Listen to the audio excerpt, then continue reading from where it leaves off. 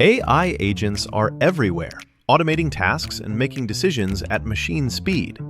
But agents make mistakes. Just one rogue agent can do big damage before you even notice. Rubrik Agent Cloud is the only platform that helps you monitor agents, set guardrails, and rewind mistakes, so you can unleash agents, not risk. Accelerate your AI transformation at Rubrik.com. That's RUBRIK.com.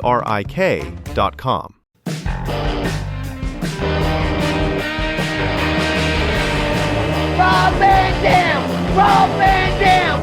Rob Van Dam!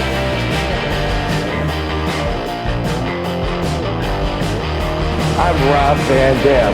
The whole show.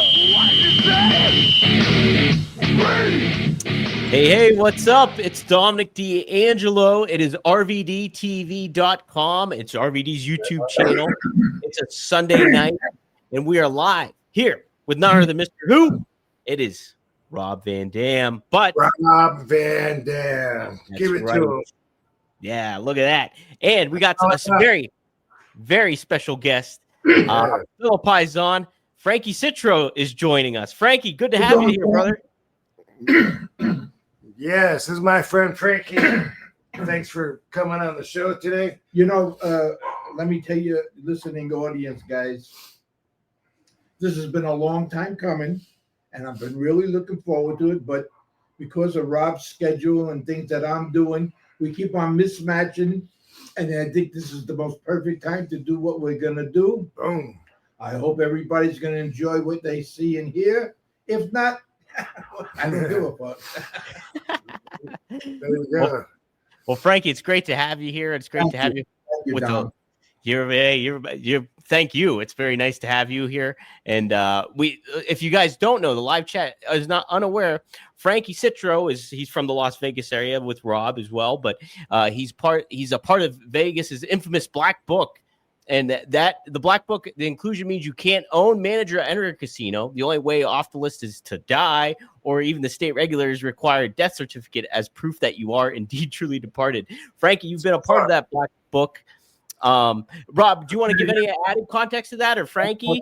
Yeah. So basically, like, I don't really have that many people that I hang out with in Las Vegas. You know, when I am in town, I'm a homebody.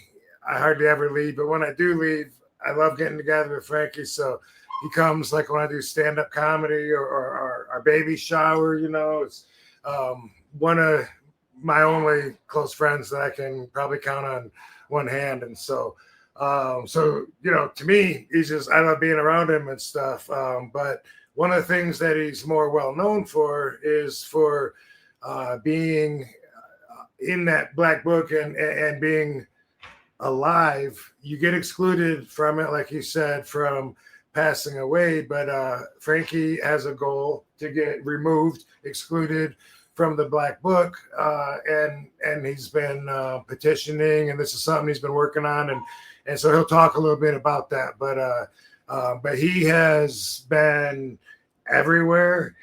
He says he's from the Las Vegas area, and he has been, I think, since the 70s. But way before that. Yeah. Before that, yeah. He's from California. He's from New York. He's from Chicago, Jersey. Wow.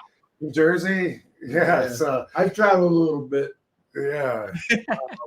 Well, you know, if you would like, if I could intercede that now and then, you know, let me try to explain to your listening audience. Did you start in Chicago? No, Jersey. You started in Jersey. That's where I'm from, Jersey. Okay. Yeah. And I came out here into Vegas, I would say like in the middle of 62. Did you know Sam the Plumber di Cavalcanti? Well, so anyway, you know, my whole life, I'm supposed to not remember names and stuff, and now they want me to remember names. Mm. So let's not say who I know, who I didn't know, because that can put me right back in the jackpot. You know? But there's aren't, to be really realistic to your people, there aren't too many people that I didn't know of, and they knew me. And one of the reasons why they knew me, without throwing flowers at myself, I was a stand-up guy on every way, shape, and form. I didn't care what they did to me, how they did it, and how long, and which is proof right now when I'm going up against the Gaming Commission. And, I don't want to make them angry. For those of you that have a computer, I don't even own a computer, So Nice. if you go to a computer and you look me up, pack a lunch because you're going to be there a while. And let me explain a little bit what the Black Book is. The Black Book was written many, many years ago in the late 60s. And it was to exclude people that were not wanted in the casinos. That was a way of them justifying their paychecks and all that bullshit. Undesirables. Yes. And, I fit in the category for more than one reason at the time. They didn't like Italians. They didn't like people from back east. I was a guy who stood up to everybody. And believe me, I got the bullet wounds, stab wounds, and punch wounds to prove, and those were the winning ones. And so anyway, I was a candidate for a lot of years. And then when I was on one of those government paid vacations I had to go on, I came back home, and they gave me a situation where I had to go before the commission. And what this is... Was that Harry Reid? He was part of all of that, Okay. Yeah, he's no prize, Okay. And so actually they call it the Black Book, but it's gray in color. It's the list of excluded persons. Unfortunately for me, not only I'm not allowed in the casinos in Nevada or anything like that, I'm not allowed in any casino in all of the United States. Oh, And wow. I'm the person in history that's not allowed in any casino in the world. Wow. How would you like to have that title? Wow. And hey, is the Black Book, is that jurisdiction more than Vegas or more than Nevada? Or no? What happens, Rob, is what happens is once Nevada put me in the book. Yeah. How big is the jurisdiction of the book? I think it's they got it up to like 40 members of the Nevada book right now. I'm the 21st one. Reno, everywhere. Oh yeah, right. And then when Atlantic City came along, they wanted, they put a couple of hundred people in. It's all nonsense. But it's not nonsense. I'm going up against the same people that wrote all the laws. That's kind of tough court, Sure. And, I had a lot of bad feelings earlier. But now, listen, my age creeped up on me. I got a big family, my health, and I have a different attitude. But I'm one of the only guys ever in history, and I'm going to clarify something. They don't even take you off the list if you're dead. They don't. They don't. Really? The only guy, Stu, I just filed a petition to the commission with my attorneys requesting a hearing. And they don't have to give me a hearing. They got 90 days to answer me, But I think by proof that I've been a good guy for a long time, I've been walking with 2 feet in a shoe, because I wanted to change my life around. And I just might have a chance. So why I'm doing a lot of this is for moral support, and anybody out there would like to look me up, you'll find out I'm the real deal, and I don't lie. And I'm sure not afraid of anybody because the proof is I've been up against the United States government since I'm 11 years old, Rob. I mean, that's a pretty big army, Yeah. And anyway, they placed me in there, and I did something at that time that really sort of pissed them off. I showed up at the commission in a tuxedo, and they were furious, And there's a whole story about how I became famous about that because, actually, if you want to know, because we got the time, this is what happened. Sure. When I was released in 1990, I came home. The next day, there was a couple of detectives at the door with some paperwork requesting my presence at a hearing. That's bullshit. That wasn't good. That was demanding you be there. I say requesting, Right. Yeah. And the paperwork that they gave me was a little blurry, and I couldn't make out whether they said black tie or black book. So I wanted to show all the respect in the world because I never was nominated for anything. So I showed up in a tuxedo. Little did I know, instead of them giving me an Oscar, they gave me the boot. So they weren't too happy about that. Why is that? I mean, I don't know much about dress codes myself, but I was a little angry at the time, come on, I just got doing a stint, and but isn't it respectful to dress up? Well, not in a tuxedo to go to the gaming commission board, That was a little bit of a burn, So, because I mean, I wouldn't do it again, but that was a lot of years. It was 1991, Yeah. So I just wouldn't do that again. But your mind changes about a bunch of things. I made some serious promises, which I've been quoted now in numerous newspapers around the world. I mean, they're calling me from everywhere, man, and this might be my ticket for them.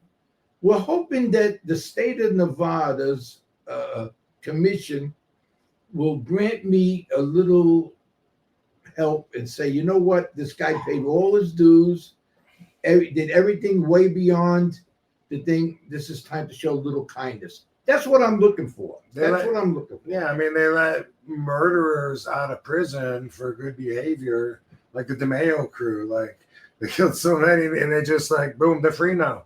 One of the things I had to do just recently, and I'm telling the truth, I'm working with a bag of nickels. The organized crime business is not flourishing, man. So I had to send away to every department in Washington. That's every department you can think of for my criminal records to prove to them that I have not had a problem. Mm. You understand? Because just because I say I haven't had a problem, that doesn't mean they have to accept what my attorney or I say. So I had to send away for it. They searched all over for that. I went to Europe to prove I haven't had a problem in 35, 40 years. You understand what I'm saying? And that's a big deal, man, because everybody else that they put in there has had some kind of recurrence. I haven't had one. Hey, yo, taking this quick break to tell you about the Perfect Gene. Perfect Gene, legitimate. This is a fact. This is a shoot, 100%. The Perfect Gene, that pair of jeans I own is my favorite pair of jeans I have ever owned. Bar none, hands down, 100%. That's a fact, Jack. And for good reason why. I got the Joker Blue. Boom, look right here. This is my pair of perfect jeans. They look great. The Joker Blues, baby. I got these. 28, 30 is my size, if you were curious. But I'm not going to tell you, too, if I have pants on or not right now. But this is my favorite pair of pants I own. Favorite pair of jeans I've ever owned. 100%. You got to get the Perfect Gene. The fit is comfortable. The look is great. And I feel confident anytime I go. If I have an audition, if I have to go somewhere pretty nice on a date, whatever it may be, I wear this pair of jeans because it looks good and it makes you feel good. So you can feel good as well and save 15% with us at One of a Kind with RVD. And it's real simple. For a limited time, our listeners get 15% off their first order plus free shipping at theperfectgene.nyc, or hey, just Google The Perfect Gene and use code RVD15 for 15% off. That's 15% off for new customers at theperfectgene.nyc with promo code RVD15. After you purchase, they'll ask you where you heard about them. Please support our show and tell them that we sent you. F your khakis and you get the Perfect Gene. No doubt about it. I'm a dedicated guy in a lot of ways. I smoked 66 years. I quit cold turkey when I had my open heart surgery. You know that. Quit cold turkey because I could do that. When I said I was never going back to prison, I promised my wife, I meant it. And when I say something, I mean it. And I decided I'll do everything they wanted me to do punishment-wise. I did it. And I went beyond that. And so just maybe, because society has changed, the board has changed a lot, just maybe they'll show me a little bit of kindness, because what I like to do, I do shows, that. I've done so much entertaining. I enjoy doing it. I can't go into the bigger venues like the casino where I can earn a legitimate living. I don't have that much time left on this planet, man. So I promised my wife a couple of things, and I'm going to try to do it. And plus, my children and all. And for those of you that don't know, I lost my oldest daughter a year, 3 months ago.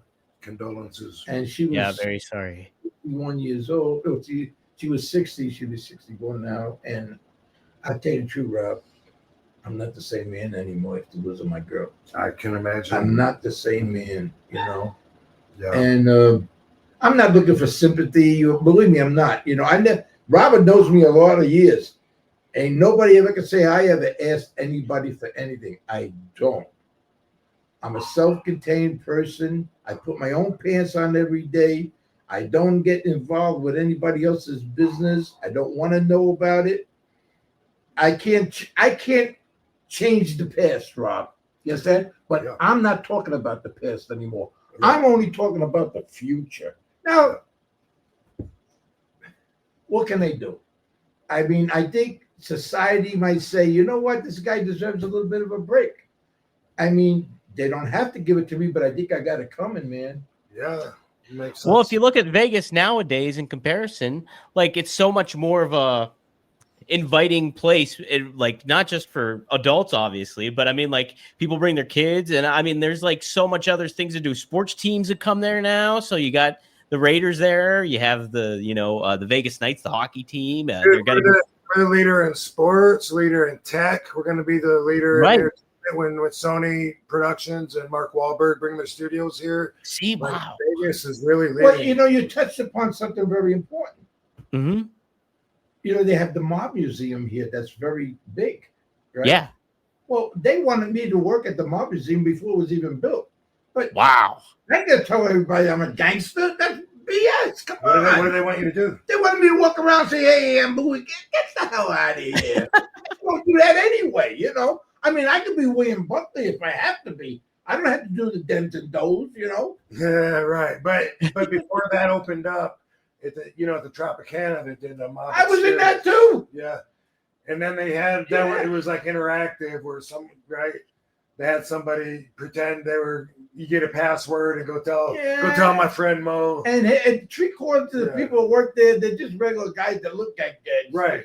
So they wanted you to play a gangster. Yeah, I wasn't gonna do that. Right. Come on. And I mean, I've been pleading not guilty since I'm 11 years old. I'm gonna change, So it's really funny. It's not funny, I know a lot of people know me, and let me tell you something, Rob. You have a great reputation. I have a reputation too. And in the last 40 years and before that, people know one thing about Frank Citro. If I give my word, I keep it. I never break a promise. Otherwise, I don't give it. Yeah. And I am from an old cut of cloth. I know it sounds like I'm throwing the bouquets at myself, but I'm different. And that is some of what we're doing right now, man. Honesty goes a long way on this podcast. It's one of my values that I respect a lot. And I feel like sometimes when I'm talking with the fans, like some of them, like, because that's not one of their values, they don't understand it. No. They don't know what integrity is. And so like there was this wrestling promoter, Bad Business Bobby. Oh, yeah. And when it came time to pay me this a couple years ago, like it was a big thing on the internet. Instead of paying me, he said, hey, I'm a little short. I'll get you next week. And the next week he said, hey, you know what? I'm losing too much money. I quit the business. I'm done. And then afterwards, he just kept on running, but was hiring cheaper people. And then saying that the worst part is he was just saying that I made it up, and he thought I was just going to be fine with that. Right, Dude, that's my reputation. Nobody ever says that RVD's full of shit. You can't just throw that in there because that's what you do to everybody else. They've done documentations on me, and there's a couple of things that I've always said. I used to say that Vegas was the greatest town on the planet. I mean, this was a Disneyland for grown-ups, but some of the decisions that they made with all these theme parks. Best years. Yeah, What were the best years in Vegas, you think? well, I would say, you know what? Not I'm going to say this. You ask anybody of a certain age group that has been to Vegas, who has lived in Vegas, they'll all say the same thing as I'm going to repeat right now. Wow, I wish the good old boys still ran this town, because let me tell you something, folks. When the good old boys ran this town, you didn't have the crime, you didn't have the drugs. A woman could walk down the street any hour of the day or night. Nobody was thinking about saying boo to her, forget about doing something. Now you got every derelict, homeless. This is BS. Get on board with this here stuff, you know? What year did you come to Vegas? The first time I came to Vegas was in the middle of 1962. And then after a lot of trips, I moved here in, we'll say 1969, and still made a lot of trips, you know? And then in between then and now, there was a few times I had to go on those government paid vacations, you know, which was part of the cost. But that's all behind me, man. Yeah. You know? Well, I know you don't. You said, you know what? Let's not mention who you knew and who you didn't. But one guy that seems really interesting to me that I read on about a lot is Tony Albanese, Tony Paradise. Did he have his old location like still when you were here on Flamingo and Paradise? Or? Well, he was a little bit of a known figure. You know, I haven't heard about it. You know, I'll tell you something. When this all came about getting into the newspaper about 3 months ago, somebody did a big article, and that's how this all came about. And I put a team together because it was time. Yeah. I was in the process of writing my own one-man show, as you know, which was going to be terrific. I mean, my agent, who's been with me almost 40 years, he says, I wish you would have thought about this years ago. He says, because actually people in the know said my show will probably be as good, if not better, than Chaz Palminteri about the Bronx Tale, because all we talk about was the Bronx Tale. Me, I had a lot to talk about, but now I have to put everything on a holding pattern because I don't want to talk about the past so much, you know, and I want to prove to to the commission that all that I've done is behind me. Right. I just want to, you know, I made promises, I haven't broken, you know, and there's some things I can't change, but I changed. I did a show, Rob, where I got guys inducted to the Rock and Roll Hall of Fame. Yeah, you know I know a lot about music, right? And in the middle of the show, you always get something technical that happens, you know, with the cameras or the sound. So I had a stall. And so I got the microphone, and they're trying to correct everything. And there was so many people there. They had to shut over 100 people away, even media, because there was no room for them in the building. Yeah.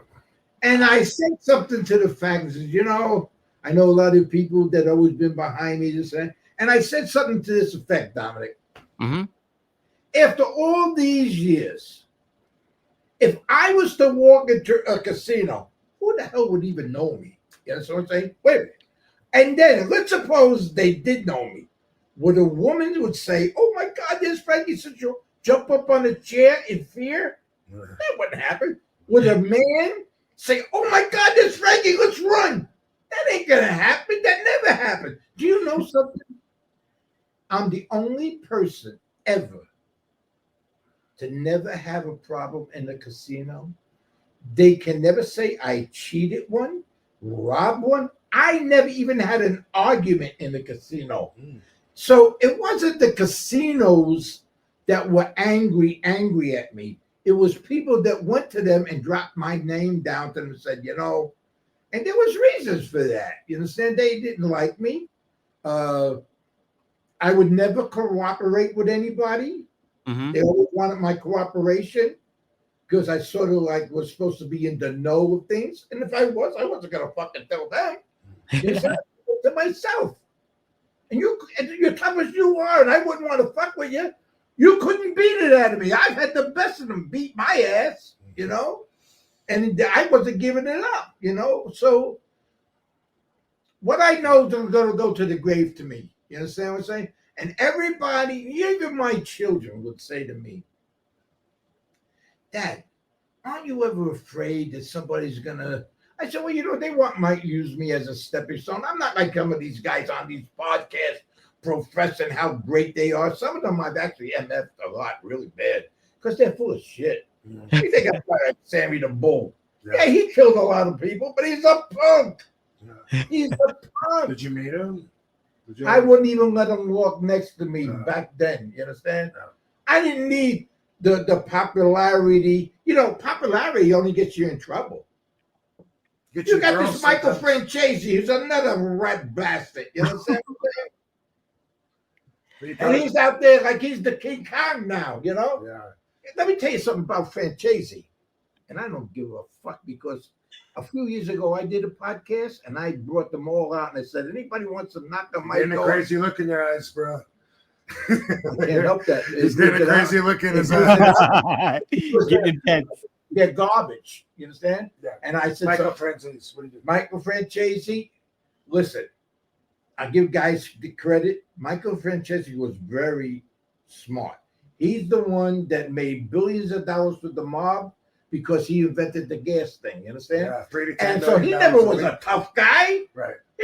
But nobody was going to let him be touched because he was making money. And he's walking around. His father was the good guy. Yeah. His father did all the time. His father was a wise guy.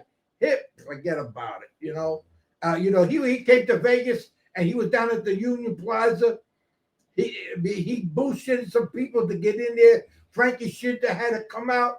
He's full of shit, and he's on every show there is nowadays. Yeah, I wouldn't even. I used to see him in the discotheques back home. I never walked with nobody. I'm a crowd by myself, brother. I really am. I didn't need nobody. I just didn't need that. And that was... So I guess you didn't see Michael's one-man show down at the Plaza. That was. You know why I'm really mad at that guy? No. Now, you was involved with me and come up when I had to speak easy and everything. I was defending that bastard for a couple of years, saying, no, he's a good guy. And I found out from good sources, and then a report that came out that he was malamend. You understand? And here I was defending him. So I got no use for him, And years ago, back in the 60s, back east, I was from Jersey, but I used to go to New York, do a lot of things. He'd be walking around like fucking Rudolph Vasolino, And I didn't want him to be near him. I didn't need him. I didn't need his clout, those guys. Now, what he's done, have you watched? Well, you don't have a computer, but he does a YouTube show, Franchise. He does. I know. Yeah. And so he tells a lot of his stories and stuff like that. Is what he says, though, is it pretty accurate in regards to like a lot of stuff he was firsthand with them because he was involved with them. Mm-hmm. But the thing is, the guy's no good, man. I don't care. Listen, one of the things that I will never, ever do, even if you gave me Southern Pentatol, I won't do it. Right. I would never rat on a fucking guy who threw a cigarette butt. You understand? Right. Yeah. I've gone to prison. I've paid dues because I wouldn't say nothing. I ate it. Mm-hmm. Michael was saying this guy was a good friend of his, so I'm thinking maybe you might not like him, but how's Joey Cusimano? I got no use for that prick. Figured. No use for that prick. Okay. Another man motherfucker would be tough guy. His word means garbage, and you can tell him I said it. Yeah. But I'm not looking for no trouble. No, just. But I won't run away from somebody. I won't do it. I got, like I said earlier, I got the bullet wounds and stab wounds from the winning ones. You know, I might be an old man, but I'm not looking for that. I really ain't. And I can't help it. I get a little passionate, Dominic, For sure. because I'm the guy that's had to live this. You're right. I mean, I'm the greatest survival story there is. How would you like to live in a place where you can't go anyplace? Right? Oh, but that's some wild stuff for sure. So, Frankie, when did so you mentioned, you know, obviously like band in Vegas and worldwide. When did the other areas come into play, like nationwide and then worldwide? Was that the same time, or did it just happen over time? I used to know a lot of statistics, you know. Uh-huh. Vegas, when they start losing all the personal people that own the casinos and start going to the corporations, it all went haywire. You understand? Mm-hmm. You know, and they took that up close and personal. Look, Rob, let me tell you how it was, kid. This town was made up of the sharpest guys from all over. Smart guys, hip guys. Women, one better than the other. Now look around. All fucking meatballs and fucking mush. You understand? They come from more. They used to come to town, everybody got dressed. They look good. Yeah, now, yeah. I get my best flip-flops out, and my fucking shorts, and I'm mom, but to get out of here. It's horrible. They destroyed this town. You understand? Now, I'm sorry. No, I was just gonna say, from what I understand, because I mean, I've read the book, you know, when the mob ran Vegas, and all the books that talk about how it was better back then. They say that it was all about the gambling, and that's where the money is. So they weren't charging a shitload for dinner or for shows. They're killing $48 to park your car. Yeah. You know what? They So bring when I people in- hear that, I'm glad I can't go to the casino. Too old to fucking walk a mile. Yeah, So it's just, you know, used to be cheap food, cheap shows. They give you free shit, right? Rob, They know your name at the desk and treat you. It was like up close to parent. This is Yeah. what happened. Suppose you came from wherever, right? California. You came from California. That is the other town that is. All right. So anyway, you come to town. Somebody say, "Hey, Rob, how you doing?" You know, they find out what kind of money you got with you, what kind of credit line you got. You came here with your girlfriend or whatever, or by yourself. They see you gambling or whatever. Suppose you blew 20 G's. What is that? That's a lot of money. Somebody would come over to you and say, "Listen, Rob, thank you for giving us a play. Put this in your hand. Take this home. Don't go home broke." You know why? That few $100 that he put in his hand, or maybe more, made you come back. Right. Went back home and said, "Hey, you know, I went to wherever." They saw I went fucking broke. Somebody came over to me. I never even seen this guy.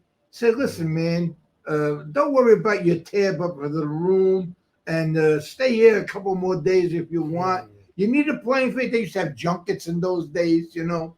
Yeah. And you would go home and not feel broke, you know. Can you explain what a junket is? A junket was this here. Let's suppose Dominic, he's from Pittsburgh, right? Right. Correct. I'll forgive you for that, but that's okay. So anyway, That's thanks. so there was a guy, and you have to forgive me, folks. My memory sometimes fails me a little bit. So if I don't pronounce the name right or there was a guy by the name of Julie. He used to run a lot of junkets from New York and Philly and all the, you know. And this is what happened. He was a popular guy. He'd get together 100 people, put them on the same plane. It was his junket. He put them in, we'll say, the Flamingo. And Okay. Yeah, no, they get a regular plane. They used to have charter planes, but they take a commercial flight, right? United will say, and they book all these people. He'd take care of all the bookings for their rooms and boom, boom, boom. Everybody would put up X amount of dollars to put in the cage so they can gamble with. So there was a big deal where they saved a lot of money. They were coming to gamble. He made some money because he's bringing all these people Right. once a month, sometimes twice a month, maybe 2, 3. That's what a junket was. If you didn't have I'm going to tell you another thing. But if you had to go back home or come to Vegas, get a home, I got room on the plane. Come on, he put you on the plane for nothing because you're a good guy. He knows when you get some money, you're going to come gamble, make me look good. This town was made up on that. Now they want to siphon every bit because the money is in the corporations. These people want to just know about their dividends. You understand what I'm saying? The money used to, I think there used to be, the percentage was something like 78% of the money earned by the employees, maybe it might have been a little more, in this town was spent right back in the town because the people would spend it. But now that money can't be spent because the dividends are going out the door, never coming back. And high finance with these buildings is unbelievable. Let me tell you what. I had to go to New York. I'm going to disclose this. I'm here. I got no fucking money. And I got to go. So what I did, I called up the police department and I dropped a dime on myself. So they come and they lock me up and they transport me the next day to New York for the case. Did you have a warrant in New York? Or? Yeah. Well, I mean, how'd you know? Wait. I know they were going to do it because this was a crime that they didn't know about. See? Okay. So they come and got me because now they're looking to get me. Now they get me to New York and they find out I didn't do it. So they let me out. I got a plane ticket for nothing. It just I had to go in cuffs. It was worth it. I saved myself a few hundred. I haven't told that to anybody in years. That's tremendous. Yeah, this son of a bitch didn't do that. Get out of here. Would take me back. I would say that on purpose. I ain't taking you back. Take me back. Wow. Nice. Well, Frankie, you got you do have a pretty compelling case as to why you should be off the black book and everything. You did. There's a lot of stuff that you were charged for, potentially convicted for, but you have a case against a lot of that stuff. And on top of it too, there's a lot of good stuff that you do in the city of Vegas to help people out in a lot of ways. I've done a tremendous amount of charity work. Yeah. I just talk about it a little bit. People wind up doing it because they wanted to eliminate my name, and that's okay with me. Sure. Continue to do it properly,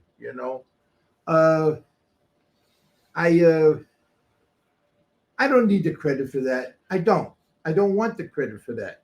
I was happy to do it. You understand what I'm saying? I did it for years. And then somebody would get the idea and they say, well, let's do it. But because they're a bigger entity and they're, beautiful people, they were able to do it and I'd have to back away. That's okay, Rob. I'm okay with it. I really am. Plant some seeds. I Let someone else grow them. I planted two seeds. Yeah. Hey, it's Dominic D'Angelo of RVD TV, one of a kind with RVD, that is. And hey, we got one of our best sponsors here. That is none other than Mando. Man, I love the Mando because it makes you feel good, makes you feel confident, and you smell like an adult when you use it. I'm watching NFL football back here. I'm not sweating, but if I was, I'd be using Mando, like one of these deodorant sprays. This is the Pro Sport. My favorite is the Mount Fuji, but Pro Sport is also really good. And if you're ever in a pinch, you just need a little freshen up here, boom, you just spray this down wherever, and you smell dang good. You smell like an adult. You don't smell like a college bro when you use Mando. That is a fact and a half and if you are a college bro and you use Mando, you're a step ahead of the game. You're not going to smell like everybody else. So definitely take advantage of Mando here.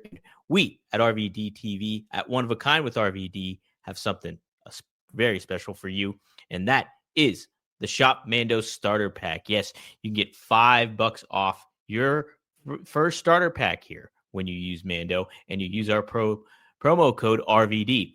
So Mando's starter pack is perfect for new customers. It comes with a solid stick deodorant. Yes, cream tube deodorant, 2 free products of your choice, like the mini body wash and deodorant wipes. If you can, maybe try to get the deodorant spray, and free shipping. As a special offer for our listeners, new customers get 20% off site-wide with our exclusive code. Use code RVD at shopmando.com for 20% off site-wide plus free shipping.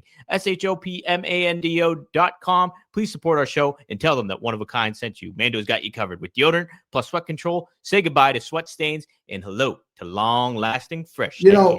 One of the questions you started to ask me before, and I said, hold up, you can ask me now. I'll be very honest with you. Go ahead. Okay. Go ahead, ask me. Oh, yeah.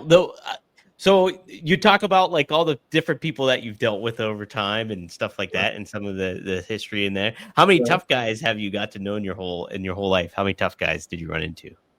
Well, to be quite honest with you, Dominic, I've only known 2 tough guys my whole life. That's it. And I still get the Christmas card from the other guy every year. Great. That's great. You know what? When I was a kid, Rob, and I know, I respect you. I love your wife. I can't wait till these 2 little babies come along. But that's another story. But I want to say something. I'm very serious.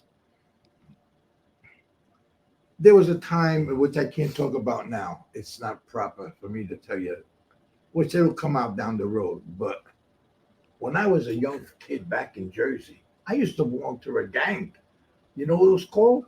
The Mean 13. There was only another member besides me in the gang. This guy. That's the truth. Oh, God.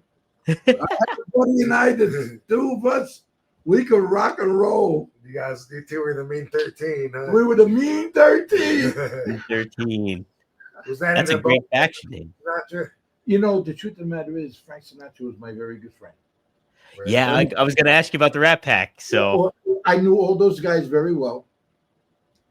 I'll disclose something here that I've only said a couple of times, but as things are going to get going, my dad grew up in the same house with Frank Sinatra. No way. Yeah. And actually, they parted company, I'd say around 17, 18 years old. That's when he really started to make it, But he kept in contact with my father. My father was a hardworking guy, and there's a lot about my mom and dad that I can't talk about now, but it will come out in my one-man show. And Frank would call my father for different circumstances, good circumstances, not bad circumstances. Sure. And because my father was a good guy, and my dad would be there for him because he was his friend, you said? Yeah. And I used to tease my dad. I said, look how lucky I am. Look, I couldn't come from his fucking loins. I had to come from yours. So my father, he would be so upset when I would say that. But anyway, my father was a good guy. But so he used to tell me a lot of things about him. And I know a lot of things. I happen to own something that nobody in the world's got. That's for another time. That's really cool. And so, there was a time I used to fight, I know that's and true. I went, and I've never disclosed what I'm saying, Dominic. I'm telling you. Oh, all right. I worked in nightclubs in New York as a bouncer, and I'm not a very big guy, but I could get down in my day, Yeah. And I used to have to earn a living, and I used to work in New York because I lived in Jersey. I never wanted to come back in case something happened, Sure. I was married very young. I had 2 kids very young. And I kept on hearing the Golden Gloves, Okay. And then they had, I fucking had it here because I wanted to see how I can do. Sure. Sure. I'll be honest with you. My boss said, so I sent in the advertisement that they had from the news in New York. Just never told nobody. All of a sudden, I get a letter at my house that I got to go for a physical. If you they accepted me, but I got to go for a physical to see if I'm healthy enough to do it. So I don't tell nobody nothing. I've been that way my whole life. I don't tell nobody, including my wife, right? I go to the thing, and in those days, in the New York Golden Gloves, you know, they always wanted you to fight for the PAL or some kind of stuff. I was what they called an independent. I didn't have anybody with. I went by myself. Frankie Carbo. Yeah, I know. So they're all looking at who's this fucking kid, this guy, you know. So I get a fight. Pinky Palermo. Right? I get a fight. My fight night is on Thursdays. Okay. Once you lose, you're out of the competition. So they tell me every Thursday you're going to fight someplace. They'll tell me where it's at. So the first fight I'm going to do is in Brooklyn, right? That's where they're going to have it. Okay. I go to Brooklyn. I don't tell nobody. I go there. And everybody says, well, where's the guy with you? Who's your corner man? Who's the bet? I said, I got nobody with me. He says, you got trunks? I said, no. I said, I got nothing. Nothing. I said, I got a pair of fucking Bermuda shorts. They weren't Bermuda shorts. They were a pair of dungarees I caught. So they're looking at this fucking kid. Yeah. There was a guy says, you just can't go in the ring like that. So he takes some wrappings because I got nobody to take my hands or nothing. And I know that I'm throwing the flowers at myself right now. So he says, I'll come in the corner with you. You know what I'm saying? I said, okay. I knocked this fucking guy out. Bang! Oh. Wait. Shorten up this very long story. I broke Joe Lewis's record 5 times in 1 month. I was beating everybody by 2 seconds every time I fought. 2 seconds. That the papers read. I think my daughter back, he still has those papers. Will Frankie Citro even get in the ring? I knocked the guy out in, I think it was 48 seconds of the first round. I'd had 5 in a row, right? And then when I lost it, at Madison Square Garden in the finals, they did something that they were sorry they did.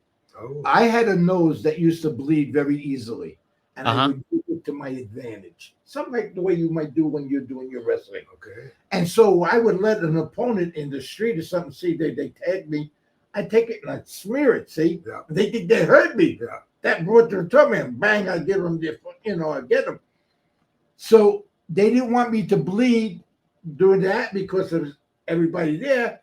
So they cauterized my nose. I never did drugs in my life. What does that mean? Well, they put this narcotic up your nose so you don't bleed. Okay. You understand? I don't know what you actually call it. Yeah. But it worked against me. So when I got hit with something, I was like in a fucking coma. I fought, not even knowing I beat this guy to death. But I was exhausted and I fell down, and they didn't want an independent to win. I'm giving you the history here. So they shut the fucking fight down and they gave it to the other kid. The other guy had to go to the fucking hospital. I don't think he's still in there. That was so, and then, there's a lot more to the story, but I still have some clippings and stuff like that. I wore, which I gave to my son, which you'll do maybe things with your daughters. I gave my mother and father was able to go on an extended vacation one time where they went to California, they went to Hawaii. My mother bought me a little robe type thing, paisley robe, but I'm not a paisley guy. It was red flamboyant. I used that. I put my name on that because my mother gave it to me, and I used to fight with that. Jacket. Yeah, that made it my body. I gave that to my son, nice. And when I had it on, Rob, I felt pretty good, because my mom was the toughest opponent I ever had. Oh boy, the beat she gave me. Frankie, how long did you fight for? How long did you fight for? Well, if you didn't recognize me, I can lay down for you. I'll tell you the truth, Rob. I was on the canvas so many times, they thought I was a portrait. Now, I got to be honest with you. Uh-huh. You got a lot of honesty coming out here. A lot of my records have been concealed for a lot of reasons. Yeah. I used to fight under a lot of different names because I was going for the money. I used to go all over, and I would look for a guy who was the local favorite and go there and break his ass and make the money and leave town. Nice. I'm being honest with you. Yeah. I mean, I can't change that. Yeah. What? Yesterday, I did an audition. You want to hear a good story? Oh, hell yeah. Good story. This is the guy's honest truth. I don't lie. I don't have to lie. I'm like Superman. But and I can't fly. So I did an audition yesterday for a movie. And I got dressed up for the part and whatever. And I wore a hat because they wanted me to play a part as a gangster. I don't know where they got that came from. In the 30s. And I have a hat, Rob, that I could name my price. Now, everybody knows I'm a hat person, right? This is an old 30s for that. So this is what happened. I'm in Cincinnati. And I go to this place in town, and they got all kinds of hats and everything like that. And I go in there, oh, yeah, boom, boom, boom, boom. I got some money on me, right? So I said, yeah, give me this hat, give me that hat. The guy looks at me like this. I said, do you block the hats? So he knows I know about hats. He said, oh, yeah. I said, how long will it take? He said, I can get everything done in a couple hours if you can come back. He's looking like this to me. I said, what's with you? He said, can I ask you a question? I said, yeah. He says, did you fight last night at Cincinnati Gardens? I said, yeah. He says, you knocked that motherfucker out. He says he's never been off his feet. He says he's the favorite. He says, I won so much money on you. Damn. He says, listen, could you do me a favor? I said, what? Don't come back in an hour or so for your hats. Could you come back tomorrow? He says, I have something for you. This is true what I'm telling you, Dominic. Hell yeah. So I go back the next day, and he's got the 3 hats in the hat boxes exactly the way I like them. And now he says, I got something for you. And he pulls up another hat box, and he pulls out a hat. And I just look at this hat, and I am drooling. That's how beautiful it is, right? And he said, listen, I've been in this shop now about 23 years. My father was here for almost 40 before me. That's how long we have the business. He says, one day when my father was young in his career here, a guy walked in here with a hat to have it done, and he never came back for it. He says, this hat is not to go to anybody, to his son. He says, one day somebody's going to come through that door. That's who's supposed to have this fucking hat. Then you'll know. You'll just know. So he says, he stayed up all night. We did the whole thing. And he says, I want you to have this. My father wanted you to have this. I can name my price. That's how great the material is. He redid it all. Now, about 15 years ago, maybe a little more, some people came into the house unexpectedly, so to speak. Oh. They damaged the hat. They stained it. Oh, no. And a friend of mine who I did a favor for brought it to California for me because I did him a couple of favors, and he had it relined and all, but I said, don't change the inside. I let him keep the Cincinnati location on the inside of the hat, and that's one of my prized possessions. Wow. This man said, I know you're the guy that my father wanted to have this hat. I know it's a hat story, but that's pretty cool as far as I'm concerned. Man. And he said, I want you to have this as a gift. I swear to God, I probably could ask $5,000-$10,000 for this hat. That's how great it is. Wow. Wow. Dang, Yeah. that's amazing. Like Toru Tanaka when he would Yeah, take the hat yeah. off Well, James Bond. Well, I just told a story about that. I just told it 3 days ago. Are you good for a story? Oh, hell yeah. Story. So You good for I'm a all. story? Yep. this guy you're talking about Yeah. from Goldfinger, right? Our Yeah. job, they called him. Yeah. Okay.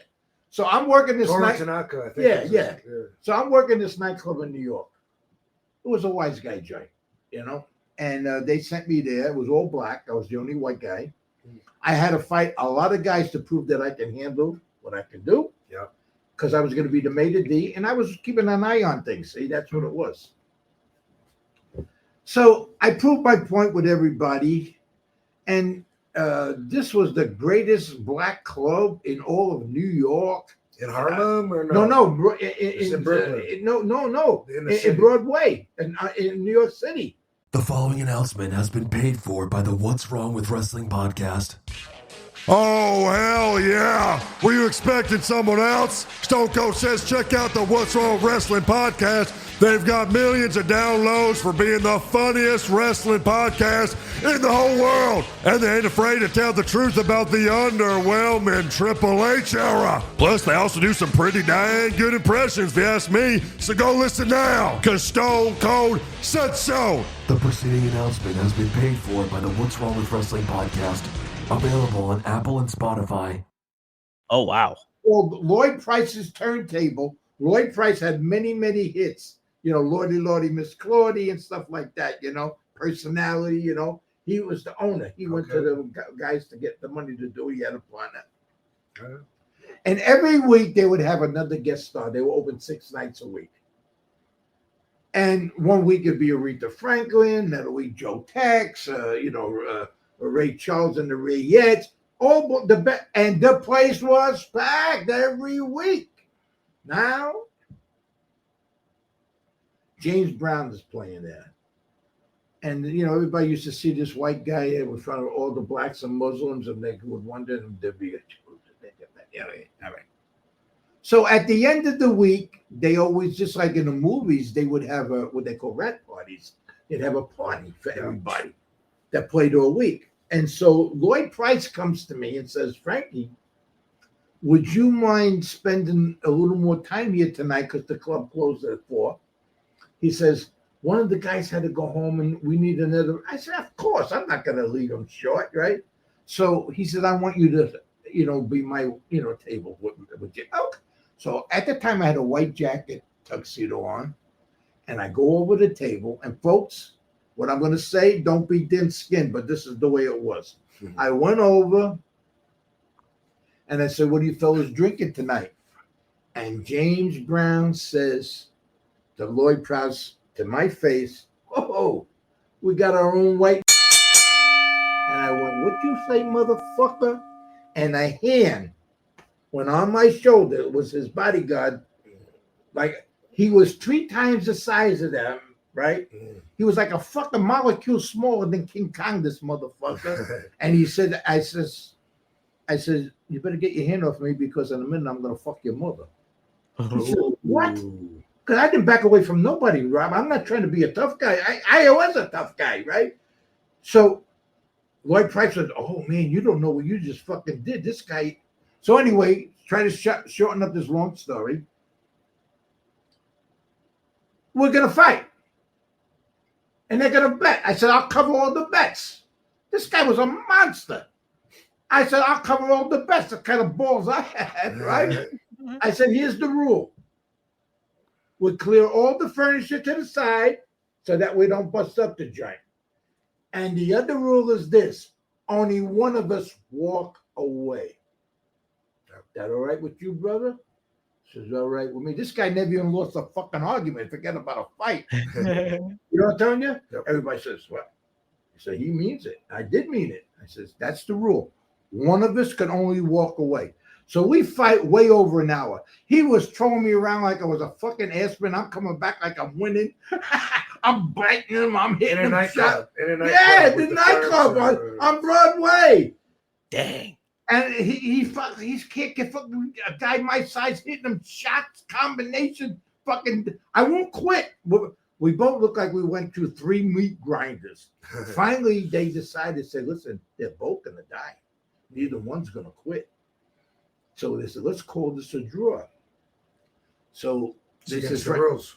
Yeah, but then they said, so I said to the brother, I says, what do you think? He says, it's all right with me, you know?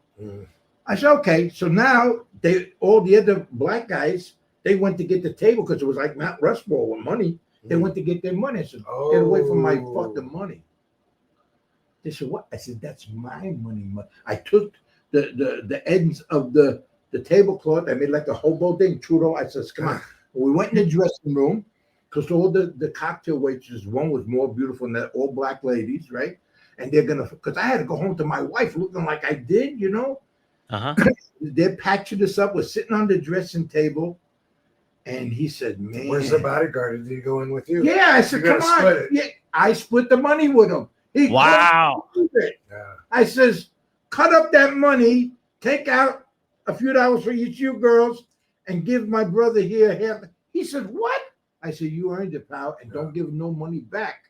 So he said, you know, he says, I'm glad they called the fight. He says, because I'll tell you the truth, I was ready to quit in a minute. I said, I was going to quit in 30 seconds. I gave him his due, you know. He said, where did they get you, man? You know? Okay. Awesome. So I said, listen, man, I got to go outside to take care of something. He says, I know. I said, so sit here so you're not in the middle. I went outside. I walked right over to the toilet. But meanwhile, over to who? I went outside to James Brown. I had to straighten out with him. Okay. Now, I find out later on, Lloyd Price said, you don't know what you're in for, James. This guy is not some. Just because of that one comment? You ain't calling me no fucking white. I don't care who you are, you know? Right. He was putting me down. I wouldn't call him. You understand?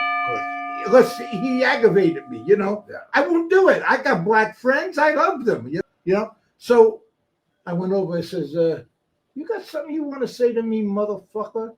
He says, I want to say something to you, man.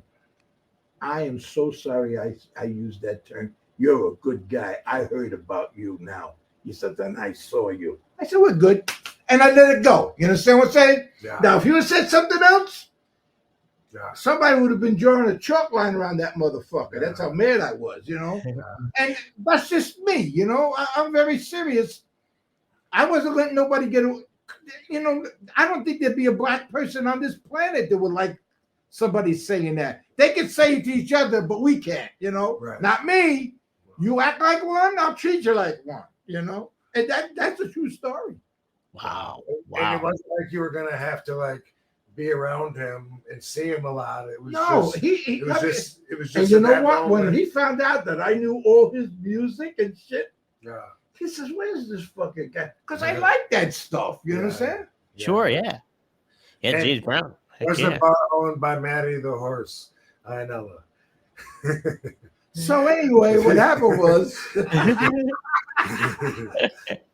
well, you know, there's something that he owned Broadway. He owned a whole bunch of those clubs. I'll tell you, I got to be a little discreet here, guys, and because you know I'm having a good time with you right now. I'm able to explore some stuff, and you know, a lot of things happened there. Lloyd Price's partner was stealing money from the club, and he was told a couple of times. Oh shit! Wow. Now, they did a movie with Grim Rides, who I love as an actor. He's terrific, right? And he played the fight promoter, Don King. And somewhere along the lines, they gave him some dialogue that is not true.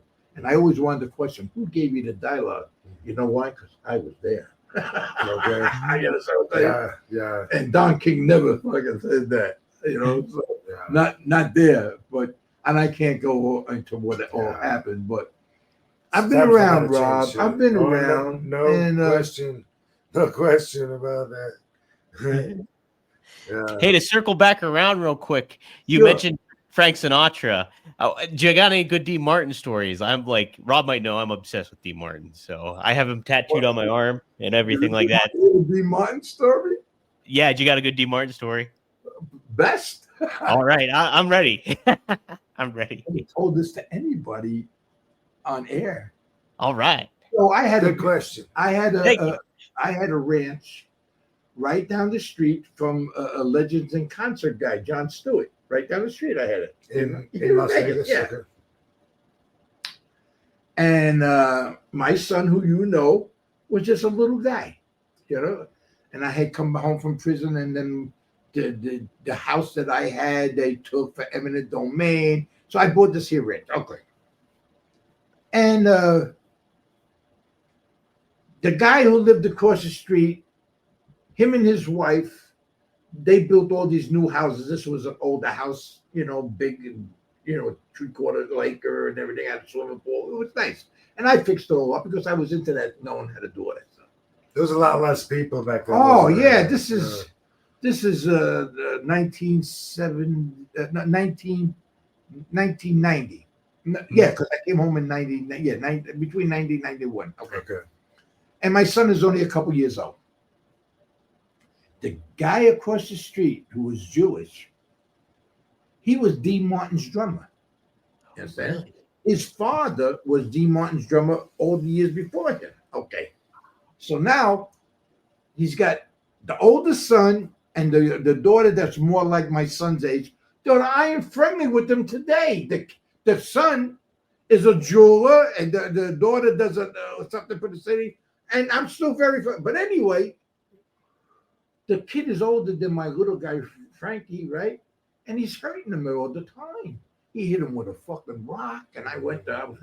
My wife, you know, she's over at the intermediate with, look, she said, no, she said, go like a father. I says, you know, he could have killed my kid, you know, because he's bigger and smarter, and he was taking advantage of it. Yeah. And then he locked him in a closet one time, and again, I was going to go from, so this way. Brick. So I come home one day, and I'm sorry to bore you with these here, but you asked me about Dean Martin, right? Yeah, of course, yeah. So I come home one day, and a little Frankie's crying like a son of a gun. And I said to my, what's the matter? She says, Joel's kid said something to the baby. I said, what did he say? He says, he told the kid that there's no Santa Claus, that mommy and daddy is Santa Claus. My son was devastated. Yeah. I said, what? So I says, I fucking had it. So I go over to this fucking house, and I says, I'm going to really give him a tune-up, right? And I go, and he comes out, and he's got the kids there, and I won't do it in front of the kids. And I said, look, man, what? And he says this to me. This is very poignant to the story. I said, your kid had why did he have to burst his balloon? He says, I believe in telling the truth about everything. This is the dad. This is the father. I heard that fucking light bulb went. I said, really? Okay. So now I know this kid in another day or so. My wife is very generous. They're always coming over for a piece of fruit or some popcorn or something. So I'm sitting outside those days of smoke. I'm sitting outside. I'm having a fucking puff. Here comes a little fucking kid. I don't want to mention his name. Is not fair, you know. He's a grown man now. Still a prick. And he was a prick then, but he's a good man now. Okay. You know, he was a kid. He was. Yeah. My son was like 4. He's like 8. I did the same thing. With my neighbor, there was no Santa Claus. Yes. I was that prick. So he come over, and I says, hey, yeah, you want a piece of fruit? Yeah, you know, he forgets about it. So then I proceeded to tell him, no. I proceeded to tell him everything about Adolf Hitler. Oh. Because he's Jewish. He's half Jewish, half Catholic, right? Okay. And he went home whiter than a fucking albino crying. So now the father, how could you... I said, I'll be right over. He said, I believe in the truth. Yeah. I says, what's the problem? Yeah. He says, how could you tell my kid about what they... I said, what did you fucking tell me 2 days ago? You believe it? Did I tell a lie to the kid? I said, now I'll tell you what you're going to fucking do, motherfucker. I said, what? I said, you can't come out of your house. Don't go to work. Don't go to school. Oh, shit. I'm not even making it up. I says, you can't go no place until I tell you can leave. Dude, look at these eyes. You're getting those crazy eyes again. So he said, I said, I don't give a fuck. So now I got Dean Martin calling me up. He says, Frankie, He signed it. I said, get another fucking drummer. He can't leave. His wife is begging me, Frankie, I don't give a fuck. I'm not the one that did what he did and to say what he said. Wow. So That's it. this is about 3-4 weeks now went by. I really. And he stayed home? Oh, yeah, because I meant it. Yeah. It's true. I meant it, Rob. You fucked my kid, you understand? And you say something like that to me, and you think I'm going to let you slide? Right? Okay. So now, my wife, I love her. So now it's the holidays. And I decorate. I used to decorate the whole corner. It looked like Rockefeller Center. So I called him up. I'm working on the roof. This is a true story. I haven't told this to nobody. And I called him up. He's got a big picture window right across from my house.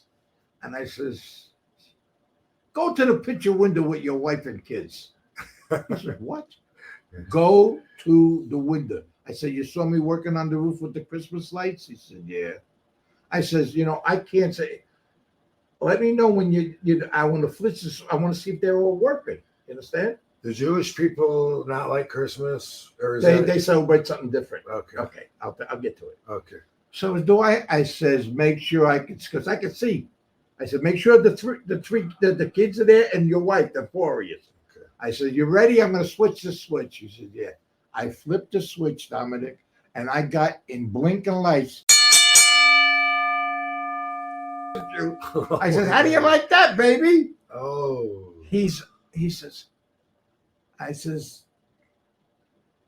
you can close the curtains. So the next day I'm back up on the roof. I swear to God, this is the truth. I said, go to the window again with your family. What now? What now? I said, go to the window. I'm going to flip the switch again. Oh, yeah. And I could see them. I said, I'm going to flip the switch. I flipped the switch and I changed it to Merry Christmas, Happy Hanukkah. You understand? He saw that. Because that's how they celebrate Hanukkah. And did that mean all was forgiven? I forgave him. But I said to him, don't ever fuck with my family again. Whether it's through your kids, your wife, or you. You wouldn't like it. I'm just telling you that. And so you have my blessings, but don't do it again. That's a great story. And so that's the God's honest truth. And then I said, and now you can go shopping, you can go to school, you can go to fucking work. No. It's the truth. That's a great story. I've never known that, None of my questions are gonna compare to the stories you have, but just something I want to ask. So Dean, because I know that Dean acted like he was drunk on stage, but from what I understand, sometimes some of the things that I read say that it was a complete act and he didn't even. Most of the times it was an act. Okay. It was an act, yeah. And I could tell you,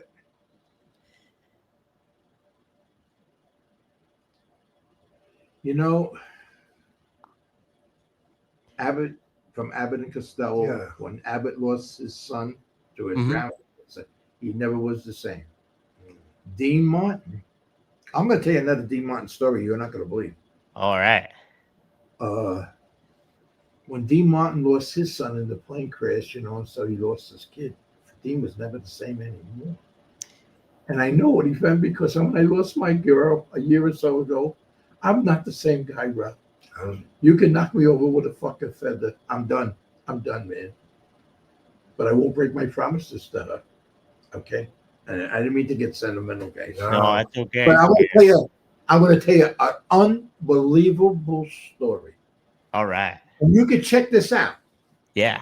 There was a big club here in town for years and years and years called Capozzoli's. Okay. Everybody showed there, entertained, and boom, boom, boom, and this and that. I actually, because I can't go into it, I was actually instrumental in him getting that building. It was another business ahead of time. I talked to the guy, and he relinquished his, thing, and Capizoli's come in, who used to own the Tower of Pizza and all that there. It was the place to go. Ask around, the Capizoli's. Actually, just before they got out of there, I was the best man at Bobby's wedding. You understand? Okay. Did Frank Colada own Tower Pizza? I know you don't like Frank Colada, but I thought he owned that Tower Pizza. No. Oh, okay. No. I don't know. No, that was Jasper that owned that. Huh. Okay. And you got me saying names. I don't want to say names. So when Dean Martin passed, about 30 guys, all the guys that from the neighborhood that in Vegas, casino employees, all the people that would hang out in the nightclub, we all met at Capizoli's. We're all at the bar. Paulie was the bartender. And we're all, oh man, we lost Dean now too. Now behind the bar, Dominic, and if you ask anybody that's still around, behind the bar, there might have been 150 pictures of celebrities that came in there, including Tom Jones and all. I just showed some very close pictures of Tom and me together. He used to come in my joint in Detroit. And we're all talking about it. And you know, if you believe in anything spiritual, sometimes the energy about talking about Dean Martin was unbelievable. Wow. All of a sudden, there was a fucking crashing sound. And everybody went, what the fuck is that? Guess what? 150 pictures on the wall. His picture fell off the wall, broke a bottle of fucking liquor that was on there, and it just came off the wall. Now, there was like, I said, 30 guys in the fucking joint.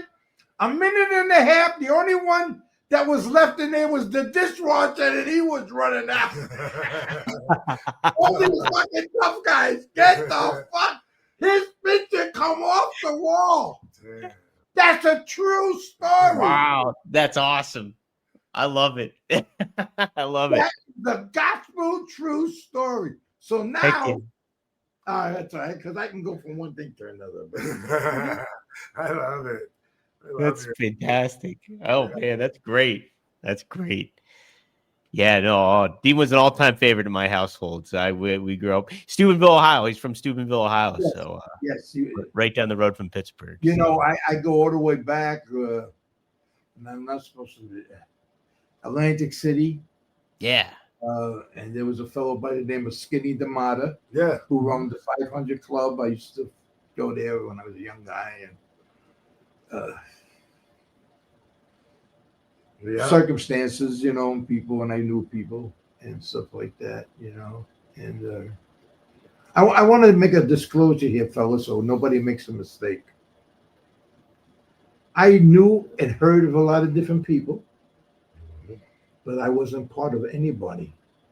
I would not be part of anybody. That's what made me so unique, Rob. Not since the Mean 13 or whatever. Not since the Mean 13. So, it wasn't mean. Was it mean? It was very mean. Very mean. I read a book on the 500 Club and Skinny D'Amata. Yeah, you know what? There's only a little sign.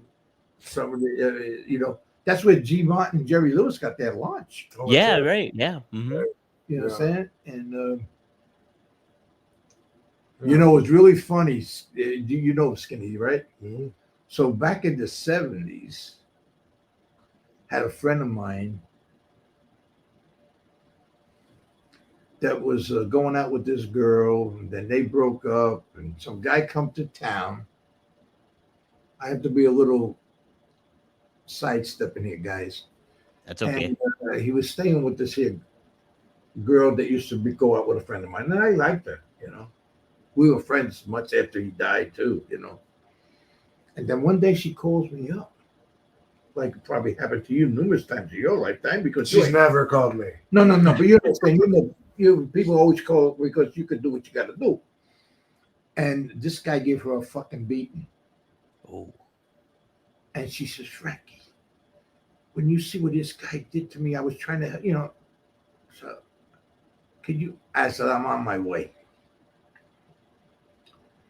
She says, I don't know if you're going to want to bother with this guy, though. He's somebody. I says, you're my friend. It don't matter. So I go there. she looked like 6 miles of bad fucking tobacco road. That's what he did to her. Listen, maybe he could have gave her a slap. He didn't have to do what he had to do. You understand what I'm saying? Yeah. Well, was he proving his masculinity by beating up this fucker? All right. So I says, okay.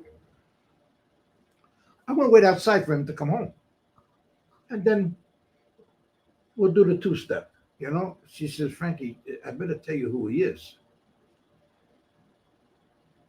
I says, who is he? Skinny the mother's son. Oh. Is this Skinny the mother's son? Now he's going to get a worse beating. Anyway, friend. Yeah. And if he's out here disrespecting his father, so now he comes and he says, hey, can I hear? And I give him a good fucking tune-up. A high-test fucking tune-up. And he says to me, oh, yeah? When he came to, you're going to be dead very shortly. I said, is that right? Why? I've heard that before. He says, you don't know who my father is. I said, who's your father? He says, Skinny man. Oh, really? I says, come here, listen. In those days, we didn't have cell phones. I said, go tell your father. Call him up. Tell him I just did this to you. Call him. Dad, I'm here in Vegas and this fucking guy. His father said, really? Who is this motherfucker that did this to my son? He says he's standing right here. What's his name? He says, who? He says, put him on the phone. Hey, Skinny, how are you? Frankie, please, put my son on the plane and let him come home. Please, Frankie, all the years you know me. I said, Skinny, he really making you look bad. He did something terrible to somebody here that I'm a friend with. He says, I'll take care of this, please. I says, okay. He says, just let him get you in the airport. I'll take care of it. You got my word. And your word is good enough with me. You understand? So I says, your father wants to say something to you, you motherless motherfucker. He didn't like this here. He turned fucking like this here. His father says, just go to the airport. Get on a plane while you're able to. Because he shouldn't have did that to my friend. I don't tolerate, and I never tolerated anybody fucking with my family or my friends. Now, I'm going to disclose another thing to you, Dominic. I'm not looking for sympathy. Yeah. I lost my oldest daughter, like I told you. There's a lot of things I would want to do, come out of retirement for. I won't do it because it would hurt too many other people, and I don't want to do that. I don't want to do that. That's another thing I'm going to have to live with. I fight with that every day. You understand what I'm saying, Rob? Did you promise her that you won't? That you said you promised her maybe that you won't get back on the. I talked to my daughter today because my other daughter had a complete nervous breakdown over the loss of her sister and her whole family, my whole family, her children, her grandchildren. You know, I got a son. I got a grandson who's a police officer, Becky. He's an embarrassment to the family, but what the fuck am I gonna do? He's a cop. He's a good kid. I'm only kidding. But they all were worried that I was gonna break my promises and do something. And I says, if I do it, I'm the only one that's gonna be satisfied. I can't bring my daughter back, and a lot of other people are gonna suffer because of my doing that. So I made a promise that I'm not going to do nothing. And I fight with that every second of my life because if it was years ago, there'd be no question about it, you know? You can't, yeah, but you could get away with a lot more years ago than you get away but with I don't want to hurt anybody in my family or anybody else. I don't want to do it. Anybody. I don't want to do it. Yeah. And so I gave my word, and I never break my word. I don't break my word, no matter what it means. You know. By the way, friend of the show, Frankie Citro, asking about regret and how you deal with regret. Like we've heard so much. We've heard Frankie so many times today, things that he would do differently or whatever. And I was trying to explain, they were asking how I deal with regret and saying, if you can't change the past, you got to move on. But one thing I didn't say that I've thought of, I believe in reprogramming as an adult, Right. when you learn Santa's not real, but redefine it so that if you're still going to feel that regret, but that you redefine it so that it means something different. Now it stands for just something you wouldn't do the same way over again, instead of standing for something that really holds you back and weighs you down. You just redefine it, because you're always going to have regrets, right? Right. But that's how you live with them. That's how you live with them. You redefine it. And I got to say something, guys, because of my mind and age, when something is said, it triggers a memory. You understand what I'm saying? Sure. Yep. You just mentioned something. So if you allow me, because I'm all about stories. Yes. Yeah. We're a man show here. I love it. I'm going to give you two of my best Christmas stories, okay? All right. Yeah. Here's how it goes. They're going to take a minute to tell now. Is that okay? Sure. Okay. Oh, totally. So the first Christmas story is this here. Little kid. What do most mothers do during the Christmas holidays with their kids? They take them to the mall to get their picture taken with Santa, right? Right. So this little kid, he's waiting on the line with his parent. Finally gets up on Santa Claus's lap. Santa Claus says to him, like he said 1,000,000 times, "And what do you want for Christmas, little boy?" And the little kid says, "Look, Santa, I want a fucking truck under my Christmas tree. I want a fucking truck in my closet, and I want a truck behind my fucking couch." Santa says, "Hey, how's this? Talking to Santa, hey, fuck that bullshit. Make sure those trucks are there Christmas morning." Gets up, walks off. Santa says, "I can't believe this little kid talking to Santa Claus like this." So, it comes Christmas Eve, Santa delivering the toys all around the world. Santa never forgets nothing. Gets to this kid's house, he says, "I think I'll teach him a little lesson." So Santa puts a pile of shit behind the couch. He puts a pile of shit under the tree, and he puts a pile of shit in the closet. Now all the kids get up, they're looking at their toys. His friend who lives down the street comes running over and says, "How'd you do?" He says, "How'd I do?" He says, "I think I got a fucking puppy, but I can't find this little bastard." All right, my next one. Are you ready? Yeah. I'm ready. So these three wise guys from Brooklyn, Uh-huh. they all died at the same time. It was during the Christmas holidays. They go up to see St. Peter about getting into heaven. And St. Peter says, "We're filled up here. It's the holidays. We can't take you." And the wise guys from Brooklyn said, "Hey, what are we supposed to do? Is there anything that we can do to get into heaven?" And St.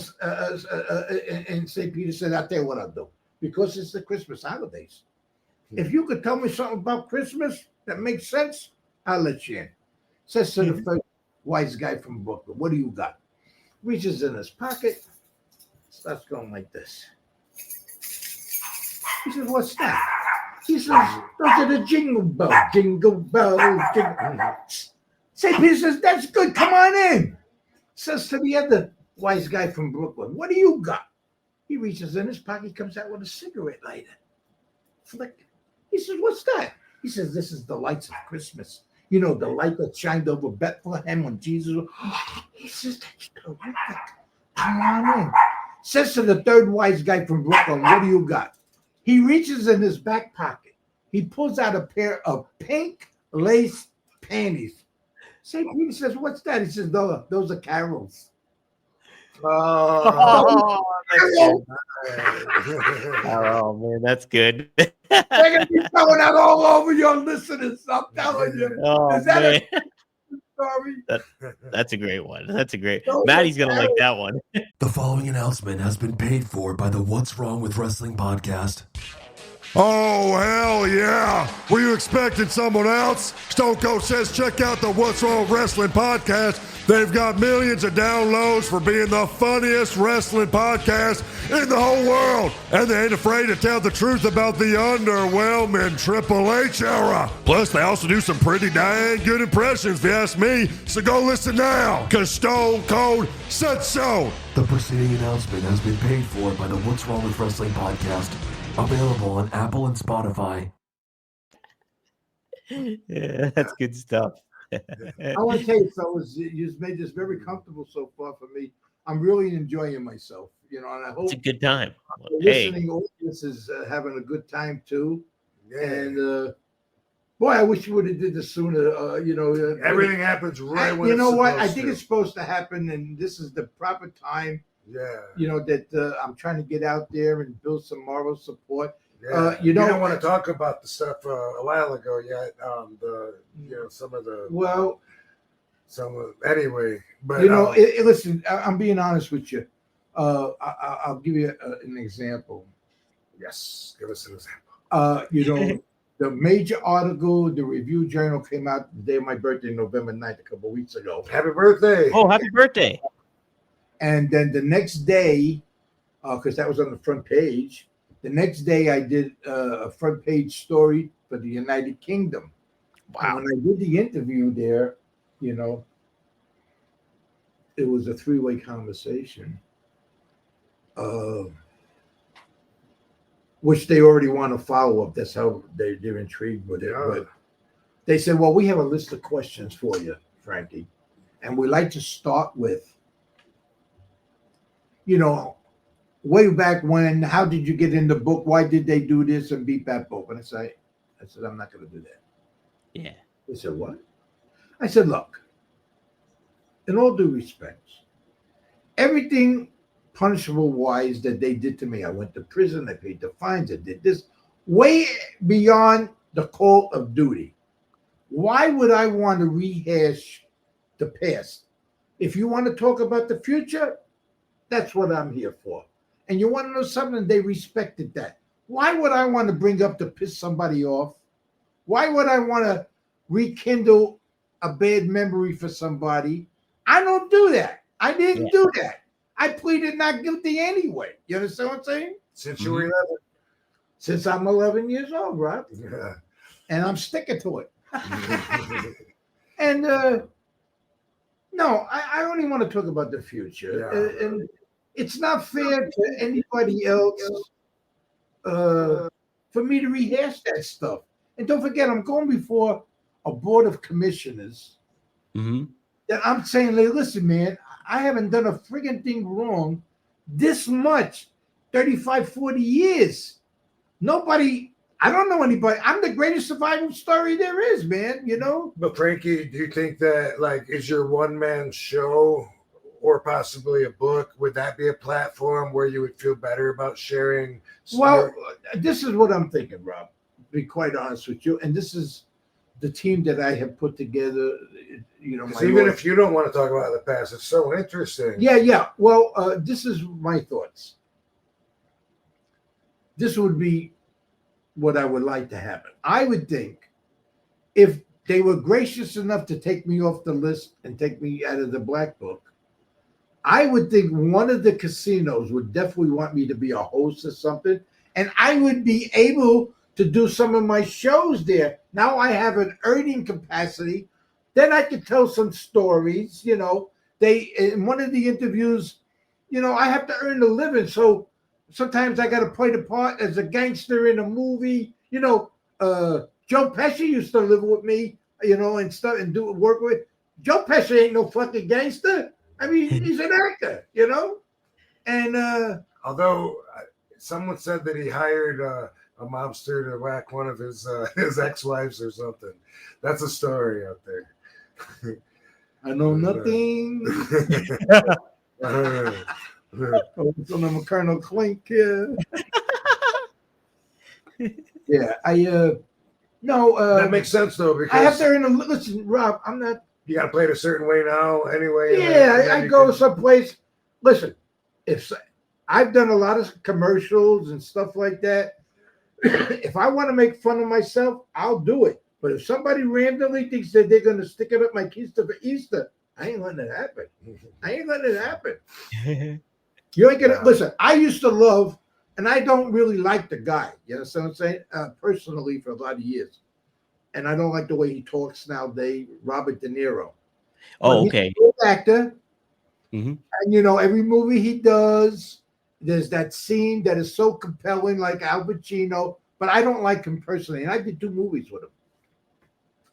And but I've done so many jobs just to earn a living and bring some money home, Rob. Yes, and I've had some businesses of my own, But when you got people sitting on your doorstep looking for you they're almost forcing you to do something wrong. They're all on your nutsack. Right. His nutsack. And I don't give in. And you know what? I've earned the respect for a lot of people that didn't know me and hated me. You understand what I'm saying? Then when they got to know me, they said, wait a fucking minute. Right. Where's this guy you told me about? Right. I haven't seen that in 40 fucking years, Yeah. So So we need to get you freed from the black books. I had 2 women so tell you me get 2 these days ago, stories. you know what they said to me? This is amazing. Frankie, I don't know these women. They're all on my side. They say, we want to get T-shirts made up. Free Frankie. Hey, I like it. Yeah. Is that fucking cool as I'll shit? wear one. I like I'll it. wear one. We'll support I'd wear one. I'd wear one. Hell yeah. Now, can I tell you another funny story that happened just 2 nights ago? Yeah. We're talking too much. No. It's the point of the show. So about the 9:30 a couple of nights ago, I feel like I want a sandwich. I go to this place. I go on West Sahara. I've been going there since 1969. It's been around. What place is it? The Blue Ox. Okay. I guess Yeah, I'm it's not over familiar. by Burlington. That wall. And I go there. They got a great Reuben sandwich, and sometimes I just have the pastrami, and I go there. So I feel like having a sandwich. I go there the other night. Mm-hmm.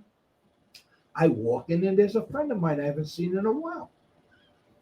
Hey, what are you doing here? She said, well, they're going to have karaoke here in a minute because he sings karaoke, right? I said, no kidding. So I said, let's have a sandwich together. Okay. So this guy, he's a friend of mine, and he likes to go to all these karaoke places. In fact, I was at a place about 1.5 years ago with him, and the girl that's doing the karaoke in this place now, she remembers me, and I used to hang out in another club, and the mother used to know me, So, Frankie, how are you? She said, are you going to do a song? I said, no, I don't want to do it. Yeah. So he gets up and does a song. Uh-huh. He sings like I just did fucking diarrhea. You hear what I'm telling you? That's how bad he is. But I don't do that. He's my friend. I can't tell him you're fucking terrible, And there's a much younger crowd. And when he gets finished singing, I see the owner who's sitting at his table hand him something, but I don't question it. He says, come on, Frankie, do a song. I says, all right. So I do a song. I do pretty good. I get a good round of applause, right? And I'm going back to my booth to sit down with him. And the owner comes over and he hands me a ticket. I said, what the fuck is this? He says, well, we're going to have a raffle. I sit down. I said, what? He says, no, they're going to. And now she announces in 10 minutes we're going to have a raffle for Thanksgiving. Mm-hmm. 10 minutes go by, they do the raffle. They call my fucking number. Oh. And the owner comes over and hands me a fucking ham this big, one of those pre-cooked hams at a spot. Yeah. I said, what? He says, well, we can't give away turkeys. And, we're going to give away a half a dozen or so hams. And you drew the. So now I come home with a fucking ham, which I'm going to put on my Thanksgiving Day table for people, because my wife's a vegetarian and most of my kids are. No, I'm not. But there'll be a ham on the. Whoever, I want a fucking. I said to the guy, couldn't you give away color TV? Yeah, fucking ham. He said, get the fuck out of here. Karaoke ham. Karaoke ham for Thanksgiving. I think it's amazing that you're still out there like on the streets, you know, like. Well, you know, I think if I didn't do that, Rob, I think I would just fade away completely. I have there's an energy in me. People always say that, you know, and I have a desire, and I made some promises, and I don't know why. You know, people say to me, "How come your fucking hair is still dark?" You know. That's all the non-stressful fucking prison life I had. What the fuck? I know. Now my mustache gets pure white. So Yeah. every once in a while I do that, you know, Yeah. because it don't look right? Yeah. Sometimes the little bit that's left off, I give it a little comb job, but my hair is still the fuck. I know why it is. I mean, it's. How much time do you spend like at home? Like where you're like just home for the night? No, I spend a lot of time with my wife and all. My wife is a champion of champions, Rob. She's been with me 50 years. She still goes to work. She's in her late 70s. She's physically doing it, but she's keeping up what she has to do and what she feels that she wants to do. Yeah. She's been with me through thick and thin. This is a champion. And because, you know, they were not, when I was rolling good, I mean, one of the documentaries that, you know, once in a while, because every husband and wife, every boyfriend girl has an argument now and then. That happens. And, you know, we're so old right now. We have what you call hallway sex. Uh-huh. I pass her in the hallway and I say, fuck you. She says, no, fuck you. Anyway. She's got some rheumatoid arthritis, which is horrible. She's old. But she's done it all, you know, yeah. and I'm not gonna quit on her. No, because she's never quit on me right. through everything. That means a lot, you know. And I made some promises to her, and I'm gonna keep them. I'm gonna keep them. It's good. It's good to have, you know, some values so you can respect yourself. That's something I learned the hard way. If you can't respect yourself, you won't respect nobody. That's Right. it. That's it. I have a couple of slogans, Rob, that I've done in different documentaries, you know, that people, my heart doctor, he uses one of the slogans that is mine, you know. I say stuff like, you treat me better, you treat me good, I'll treat you better. Treat me bad, I'll treat you worse. Nice. Okay? I like that one. Oh, I like that. You know, that's good. and I would say in another documentary, just think of me as a sleeping dinosaur. You don't want to fucking wake me up. You know, Yeah. I'm being honest with you. You don't want to wake me up. Right. Because, but I'm not going to do that, you know, and proof of it is it by losing my daughter under the circumstances, I'm not going to do certain things. Sure. And I'm not going to disappoint or disrespect this commission. You understand what I'm saying? Yeah. But my aspirations is that, like I said, that if they show some kindness, I might be able to go in there and put on one or two shows, you know, and stuff. And now I know in my, this is not ego or whatever word you want to put to it. I know if I put on a show, people are going to come because I know what to do, you know? Yeah. I know what to do. I know what they would want to hear and see, you know? Absolutely. And you're a great storyteller too, which is awesome. Well, that's part of my whole life is the stories, you know? Right. And, I don't practice it, you know? It's just something. You live it. It's just like I'm somewhat an authority on oldie but goodie music, doo-wop. Yeah. Heck yeah. I retained it because, listen, I don't read books. There's been fucking indictments I never read. I don't do it. You know? I love it. After when he needed to get out of the contract with Tommy Dorsey, or do you know that story? That's way back. Yeah. And that happened too. Well, Yeah, you know, actually, I'll tell you a story. See, you remind me of stuff. Yeah. and I'll mention their name. When I was on, you know who Dennis Farina is, the actor? Yes. Yes, sir. Dennis was my very good friend. I was on the TV series Crime Story for 2 years with him. I did a lot of technical advising. I did a lot of stuff, whatever. And they really liked me. And there was a lot of things I couldn't do because of the restrictions that I had on me, And so anyway, there were two fellas with the same name.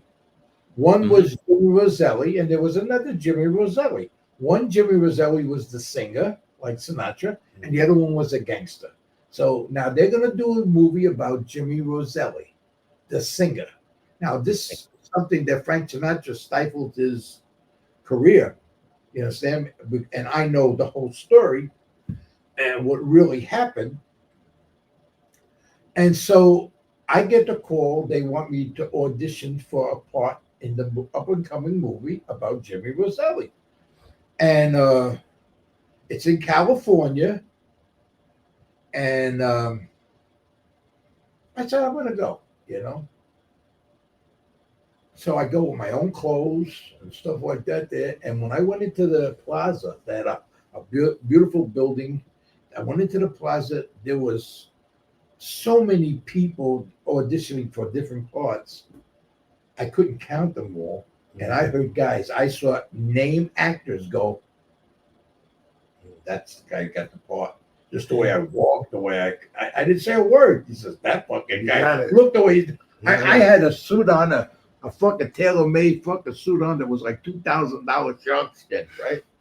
So I go in, and I'm downstairs, and the director for this here movie, with John Travolta was the star, was supposed to be a $90 million budget that they expected to go to at least $120 million, right? Yeah. Well, now they call me after a period of time to come upstairs to do the audition. It's just like Hollywood, man. They got lights, camera, action, boom, everything's set up like this is an audition and reading, So Vincent says to me, hey, Frankie, I want to thank you because he heard that I used my own money to come in for this audition. You understand? Oh, wow. Yeah. And, he says, I'm really thankful because certain people spoke for me a little bit, about me a little bit, So he says, are you ready? I said, yeah, let's do it. I says, can I ask you a question? He says, what? I says, are you one of those directors that like it to hear word for word the way it's written? Or could somebody put their own spin to it the way they feel, He says, Frankie, because you came here with your own money and all, why don't you do it the way you would want to do it? That's okay with me. He says, in fact, instead of that woman that's going to read the lines with you, I'm going to read them. The whole cast is like, this never fucking happens. This like this. Cameramen, lighting men, fucking all the other people, directing. They're like, what the fuck? This guy never does that. So anyway, I'm not going to, do it exactly, but he says the line to me, and I go like this. Are you fucking kidding? He ain't going to kill Jimmy. Jimmy's mother, Window's mother, loves Jimmy Roselli. She's got his picture on the fucking refrigerator. Ain't no way that fucking guy going against his mother. Forget about it. You better get somebody else because he ain't fucking doing it. Cut. Everybody's like, Killed it. He says, what the fuck did you? He says, Frankie, how come you laughed when you did that? I said, well, that's the way the guy would have did it. He said, what are you talking about? You know that? I said, yeah. I know all the guys. He says, you know all the people? It's included Jim Roselli. He's a good friend of mine. Nobody's told me. So now he says to me,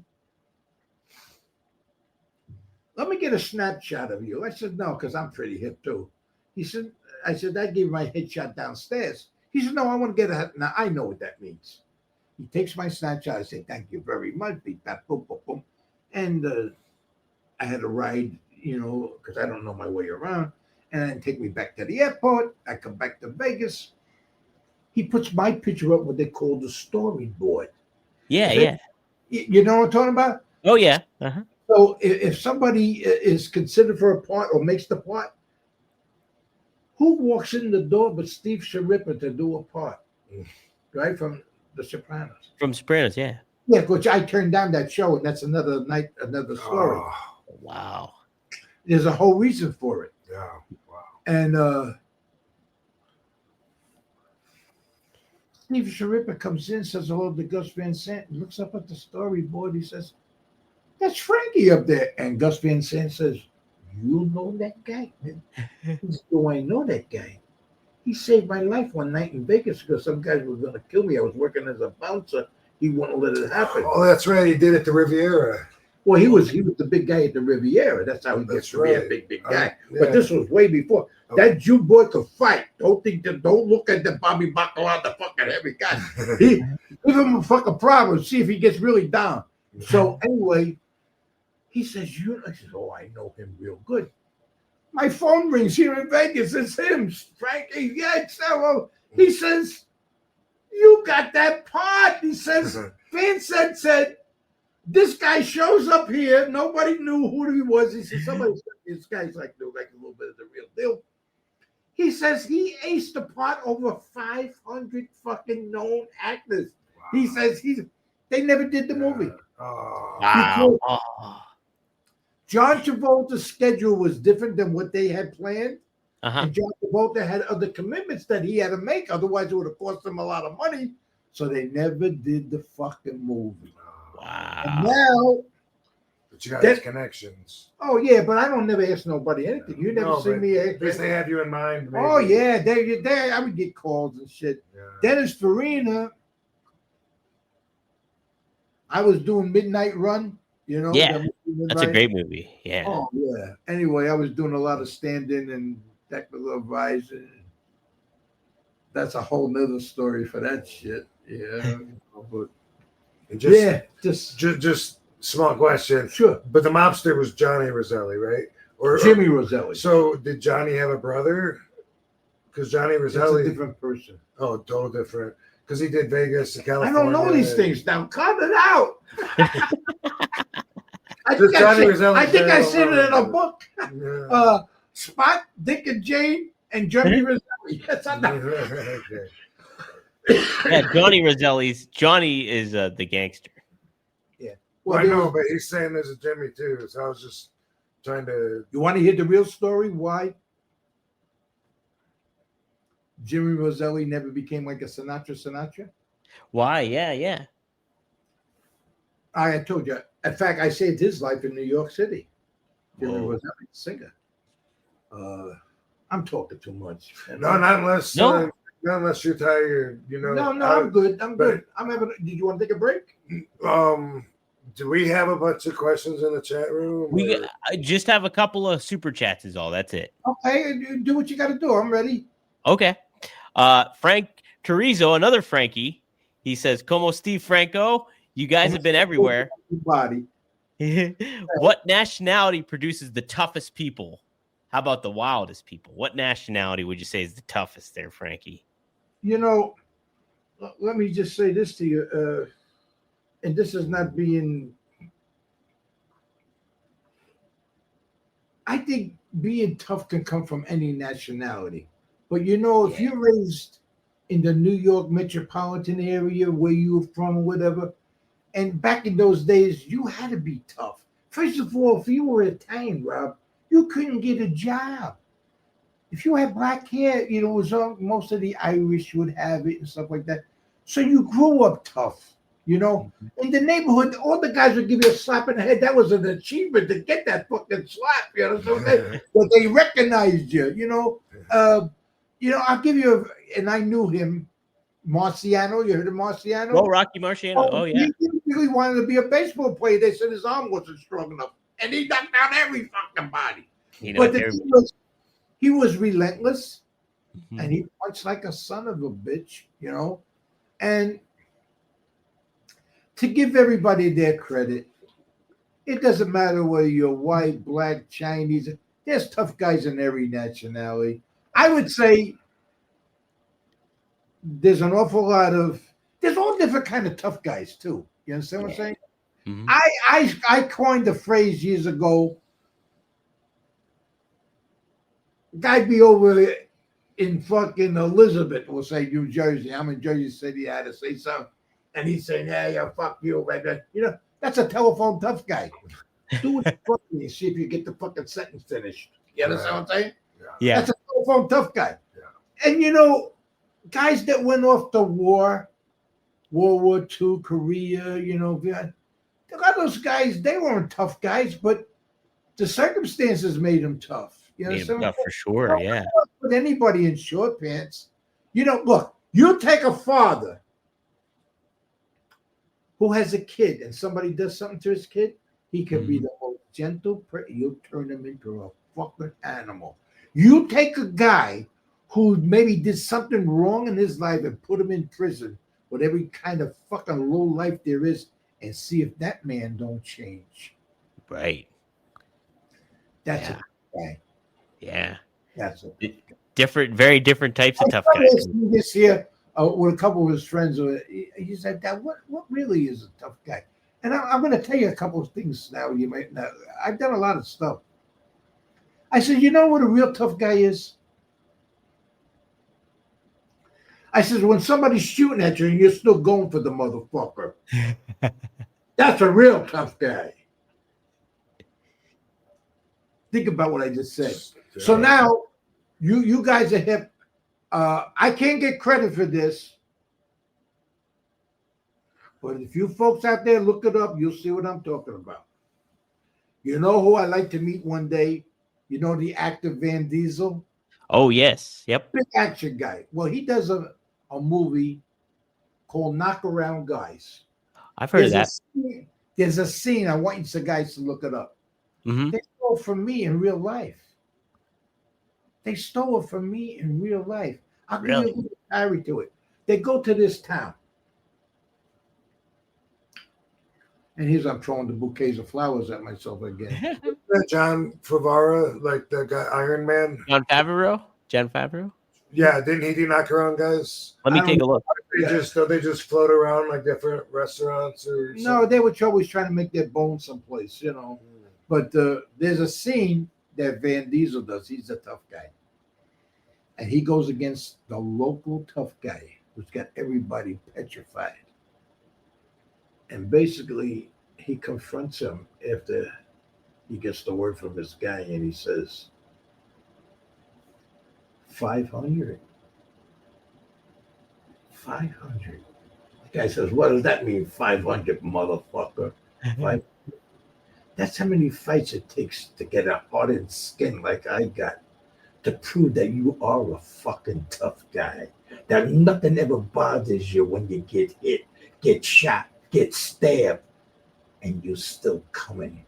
And then he breaks this guy's motherfucking ass. That's not the movie I was thinking of. No, but that was me, Rob. Awesome. Yeah. And so, you know, over the years, people grab a little bit of this. They do it with you. They do it with Dominic. People grab things and they manifest it into there. And so I was that guy back then, you know, and I'd love to be to say, who told you to give you that 500, you know? Right. Because, and I tell you, if you look up on your computer and he does that scene, you're going to fall. And let me tell you something about Van Diesel. Van Diesel did another movie called Find Me Guilty. Yeah. I want to see that movie. Yeah. I was just thinking about that. That was about my friend. Okay. Really? Yeah. Let me tell you something. Van Diesel should have got the Academy Award for that. People don't know how true he was to that character that he portrays. Wow. Jackie DeDorsey was a motherfucker. Van Diesel had him down. You know, he saved about 30 guys from going to jail. That's one of the best fucking wise guy movies ever made. Man, I got to see it. I know my shit, Dominic. Believe me. Hey, I mean, I bet you gave them a joke that he uses in court where he says, "This belongs to the butcher," right? And a judge said, what did he say? And This is mine. This is mine. Yeah. I know. You gave that to him. Well, I didn't give that, but Okay. I knew him. You know what I'm saying? Yeah. And Van Diesel played some. Listen, Alice Rocco, who was in The Godfather, played Mo Green, and I did some other shows and stuff. He never was a tough guy, but he got the tough guy roles. You know, Sure. Yeah. Man. Fuck. How about that? Maddie asks about, I don't know if you have any stories about this person, but when you were talking about James Brown, he brought up Rick James. Do you have any Rick James stories? Yeah, well, he was a fucking cuckoo bird. Yeah, he was. He loved oldies too. Oh, really? Oh, yeah. But, you know, he had his problems. Everybody's got a skeleton in the closet somewhere, you know. Yeah. You know what?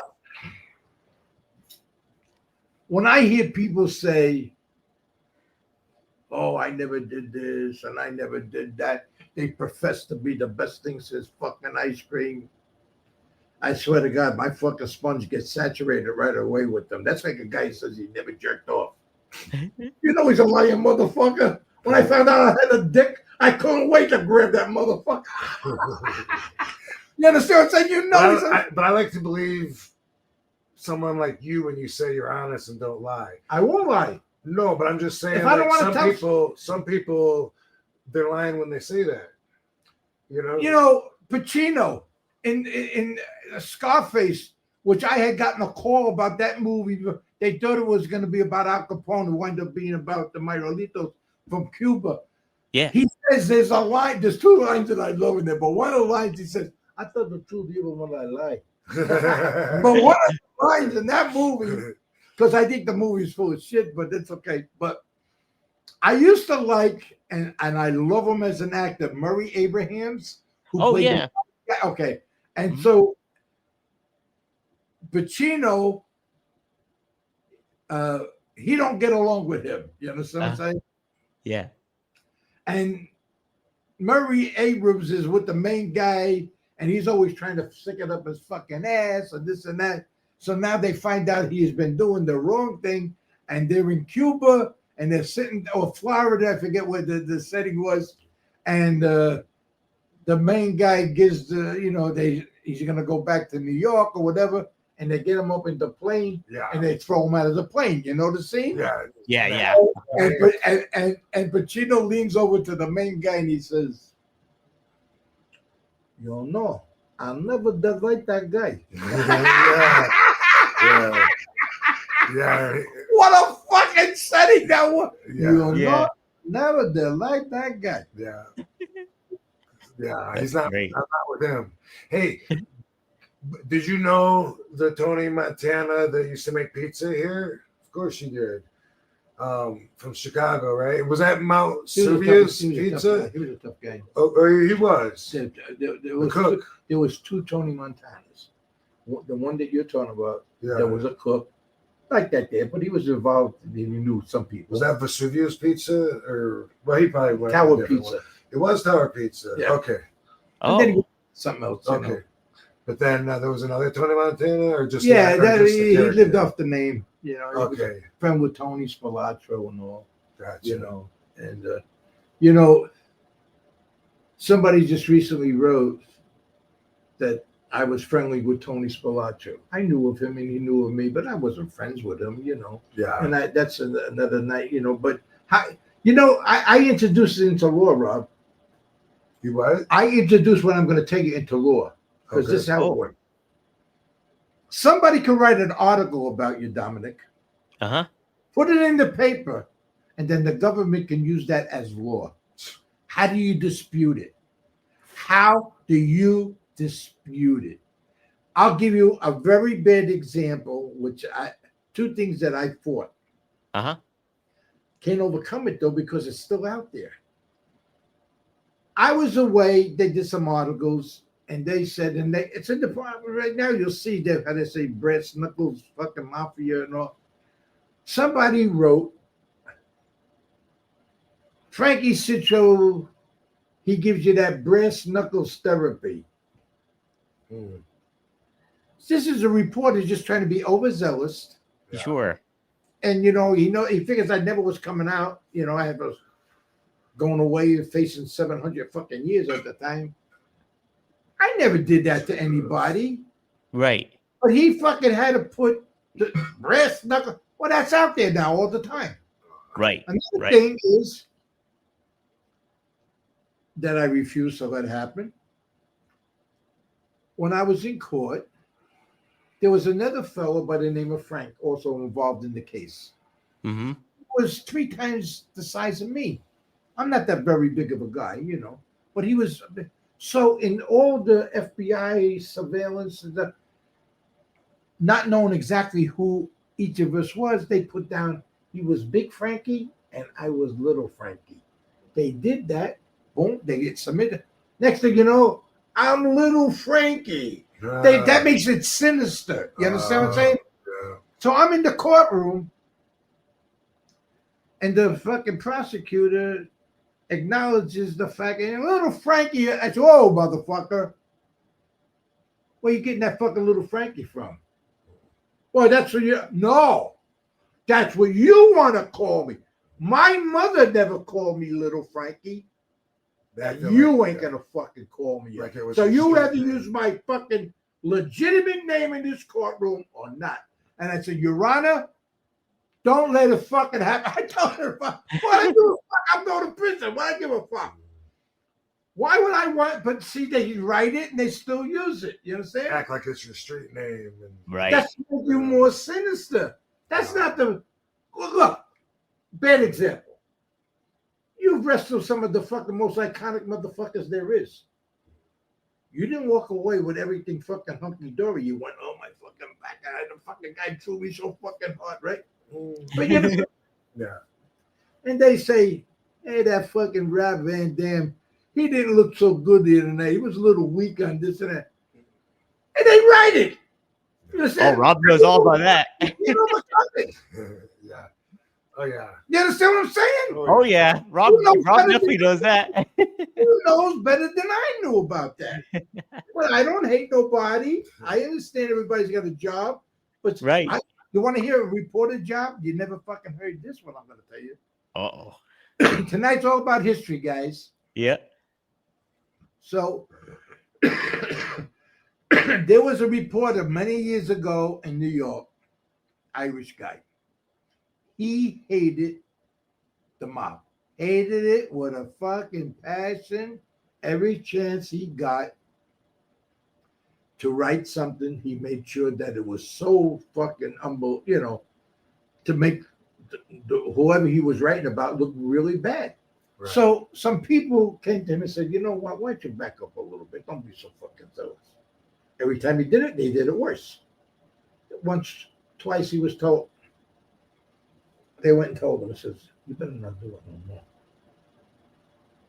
He did it worse. So he wakes up the next morning. I got to watch what I say here. He wakes up the next morning. He has this terrible pain in his stomach. So they have to bring him to the emergency room. And the doctor says, we got to operate on this guy right away. And they remove a cucumber from his fucking rectum. Oh my God. Up his rectum. Oh. But that's not the problem. That's not the problem. You know what the problem was? There was a note in the fucking cucumber. It had a little slice with a fucking piece of paper with a note. You know what the note said? No. The next time it's going to be a watermelon, motherfucker. My goodness. He didn't write another thing for a long time. And up until when he died, he started writing some shit, but he just was relentless. There's things that I know that I will never disclose because I just know it, that's it. That's it. It's not a badge of honor. It's not I will never betray it. And people want to know. And majority of all what's happened to me, guys, is because for many years on different levels, They wanted me to try to cooperate with them, which I would never do. Why would I do that? Rob, why would I want to say something bad about you? There's no reason for me to do it. If you did something to me, then I'd straighten it out with you. Yeah. If you was a guy that was a no good motherfucker, I'd say, hey, that fucker up. But I'm gonna tell what you did. I'm not fucking. What are we fucking kids here? Self-preservation, though. People stooge so that they can get. They want to climb up the ladder. They want to listen. People nowadays, years ago the cops used to slap you so you would talk. Nowadays they gotta slap you to shut you the fuck up. You told them to. Hey, I just thought about a story. You want to hear another story? Oh, hit me with it. I'm not doing too much. No, hey, this is the point of the show. You're A-okay. This is funny.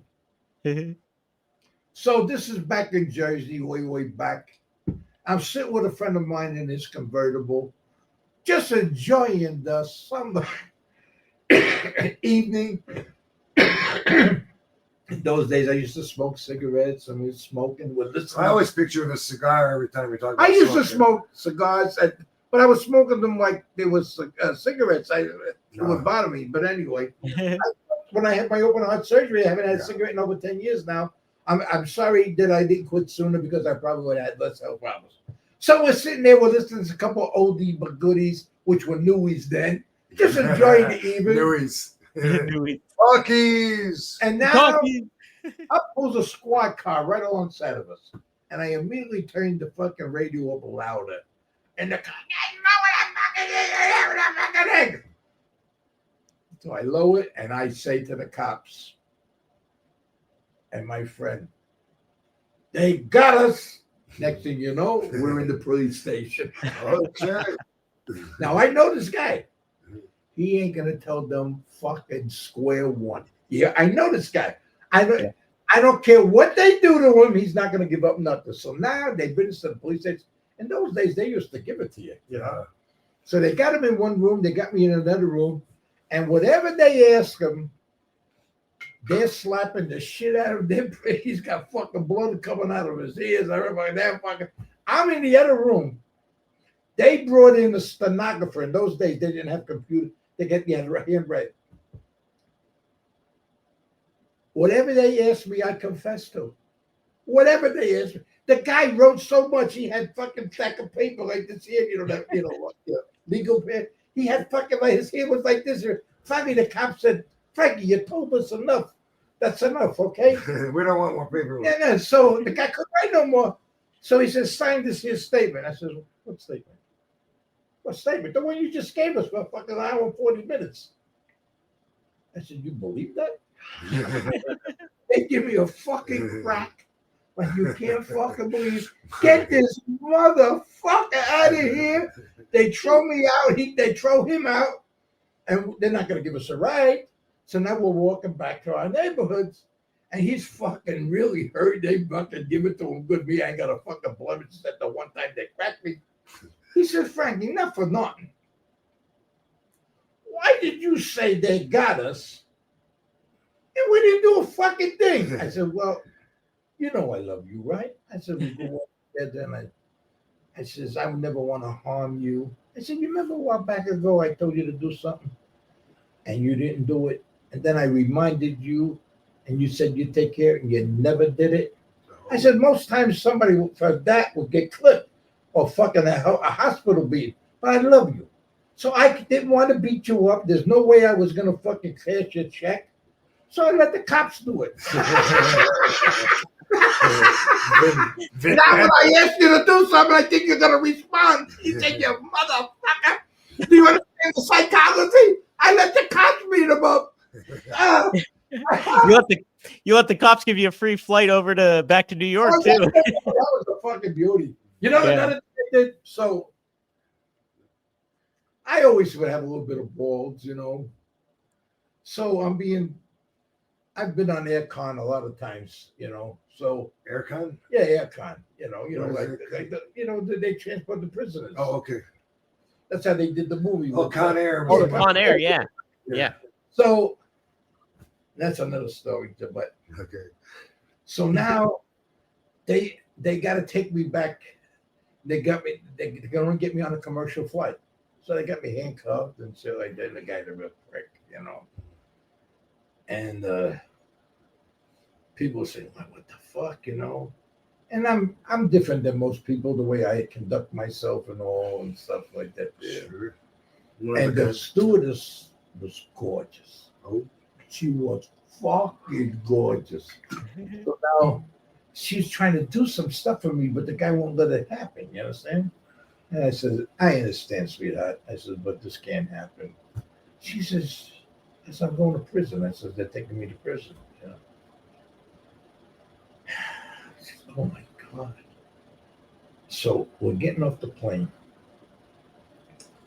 And I says, you know, I'd like to ask you something. She says, what?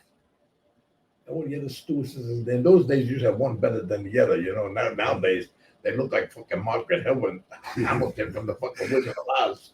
Anyway. So she says, why? I said, you know, where I'm going to be gone for a while. It's going to be a long time that I'm going to hold a woman, you know. I says, would you mind if I put my arms around you? Now, the guy's trying to fucking get me.